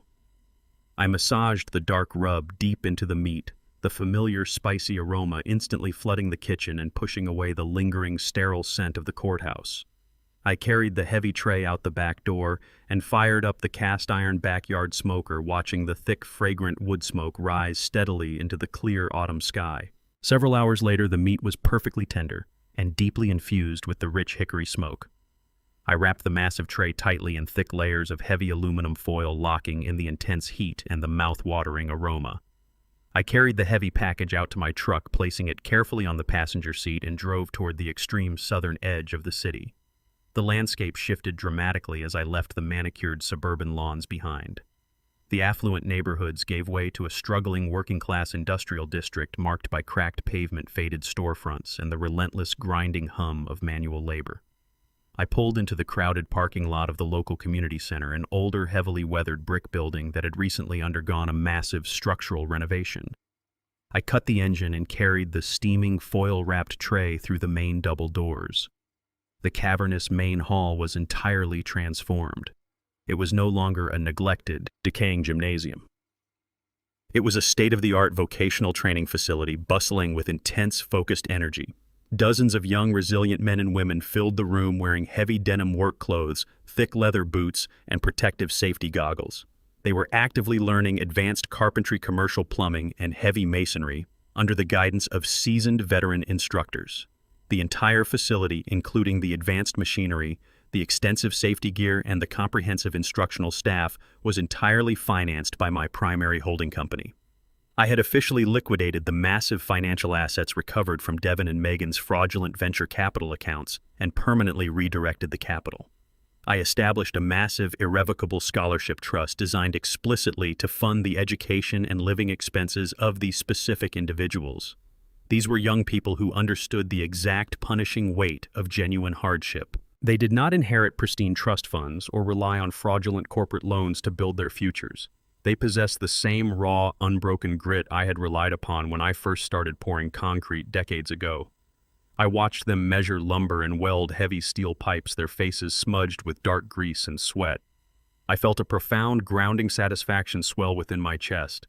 I had successfully completely dismantled a toxic empire built on arrogant lies, and I had deliberately forged a permanent, unyielding foundation for those who were willing to build their own lives with their bare, calloused hands. A towering young man operating a commercial drill press caught sight of me standing in the entryway. He immediately powered down the heavy machinery, pulled off his thick safety gloves, and wiped his sweating forehead with a rag. He called out my name with a loud, ringing enthusiasm that instantly drew the attention of the entire room. The heavy grinding of saws and the sharp crack of hammers ceased. The students gathered around the main workbench, their faces lighting up with genuine, unadulterated joy. They did not look at me as a disposable resource or a naive, aging obstacle to be managed and eventually discarded. They looked at me with profound, unwavering respect. They called me Mr. Cole, extending their rough, calloused hands to shake mine with a firm, honest grip. I set the heavy, steaming tray of ribs down in the center of the wooden table and peeled back the thick aluminum foil. The rich, spicy aroma of Martha's secret marinade filled the dusty workshop, and the students eagerly gathered to share the meal. They ate with the ravenous, unapologetic hunger of people who had spent the entire day executing brutal physical labor. They asked me eager, pointed questions about my early days pouring commercial concrete. They wanted to know the exact ratios I used for foundational mixes and how I managed to keep my crew motivated during the freezing winter months. I stood among them, eating the tender meat and sharing the hard-earned wisdom I had accumulated over 40 grueling years. I looked at their determined, dirt-smudged faces and realized my life's work was finally secure. I had stripped my legacy from a son who despised it, and I had successfully handed it to a generation of builders who truly deserved it. I returned to my quiet brick house just as the sun began to dip below the suburban skyline, painting the autumn clouds in deep strokes of bruised purple and brilliant gold. I walked through the silent living room and stepped out onto the back porch. The evening air was rapidly cooling, carrying the faint, lingering scent of hickory wood smoke from the cast-iron grill. I sat down heavily in my favorite wooden rocking chair. I reached into the breast pocket of my suit jacket and pulled out a small, worn photograph encased in a delicate silver frame. It was a picture of Martha taken decades ago on the exact day we finished pouring the concrete foundation for this house. Her bright, loving eyes stared back at me, filled with the same absolute conviction we had shared our entire lives. I brushed my thumb gently over the cool glass of the frame. I told her in a low, steady whisper that the foundation was finally secure. I took a slow, deliberate bite of the remaining food, savoring the rich, familiar spice of her recipe. The house around me was completely empty, but the heavy, suffocating silence of disrespect was permanently gone. It was replaced entirely by the sound of absolute, unbreakable peace. The judge struck his heavy wooden gavel against the sounding block with a sharp, authoritative crack that signaled the absolute end of the legal battle. Total chaos instantly erupted at the mahogany defense table as the reality of the consecutive sentences registered. Megan let out a piercing, hysterical scream, her expensive composure completely evaporating as two burly federal marshals grabbed her wrists and forcefully snapped heavy steel handcuffs into place. She thrashed wildly against their iron grip, weeping and shrieking that her life was completely ruined. But the bailiffs ignored her, theatrics marching her aggressively through the heavy side doors leading to the holding facility. Devin offered no physical resistance as the cold iron chains were clamped around his wrists, his shoulders slumping forward in absolute paralyzing defeat. He allowed the marshals to pull him toward the security exit, but just before stepping over the threshold, he turned his head to look back into the gallery one last time. His swollen, tear-stained face locked onto mine, searching for any lingering trace of paternal mercy. I met his desperate gaze with absolute calm, giving him one slow final nod of acknowledgement as the heavy steel doors slammed shut behind his retreating form. It was over. The spectacular collapse of Devin and Megan's fraudulent empire leaves behind a profound, unyielding lesson that transcends the boundaries of corporate crime and familial betrayal. True power and lasting security are never born from the frantic projection of superficial wealth or the predatory manipulation of the people who love you. The ultimate measure of a human being's legacy is entirely defined by the raw integrity of their labor, the resilience of their character, and the unwavering respect they maintain for the foundations built by previous generations. When you choose to bypass the fundamental principles of honesty, hard work, and mutual accountability, the short-term illusions of luxury you construct will inevitably transform into a cage of your own design. Greed is a parasitic force that inherently blinds its hosts to the absolute reality of consequences, driving them to view sacred human relationships as mere financial assets to be exploited. My son believed that tracing a signature and fabricating a medical crisis would grant him immediate access to a life of unearned privilege, completely ignorant of the fact that an empire built on sand will always disintegrate when exposed to the unyielding light of the truth. True wealth cannot be bought with a stolen venture capital loan, it cannot be forged on a platinum laptop, and it can never be bought through the calculated destruction of a father's sanity. Phased schemes and manipulative acts will never replace the profound dignity of earning your path through honest sweat dedication and clear boundaries. If you are currently navigating a reality filled with toxic family dynamics, systemic manipulation, or the suffocating weight of people who value your resources far more than your humanity, you must find the iron determination to protect your peace. Do not confuse codependency with loyalty, and do not allow your unconditional kindness to be maliciously weaponized as a permanent financial safety net for irresponsible, entitled adults. It is your absolute right to establish clear, unyielding boundaries to defend your life's work, your personal dignity, and your mental clarity from those who treat you as disposable. Stand up for your truth today.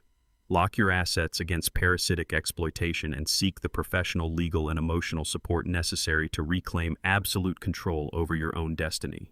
True love never demands the systematic surrender of your self-respect, and it is never too late to write a completely new chapter based entirely on truth and mutual respect. Support this channel by hitting the like button, subscribing for more powerful life stories, and sharing your thoughts in the comments below.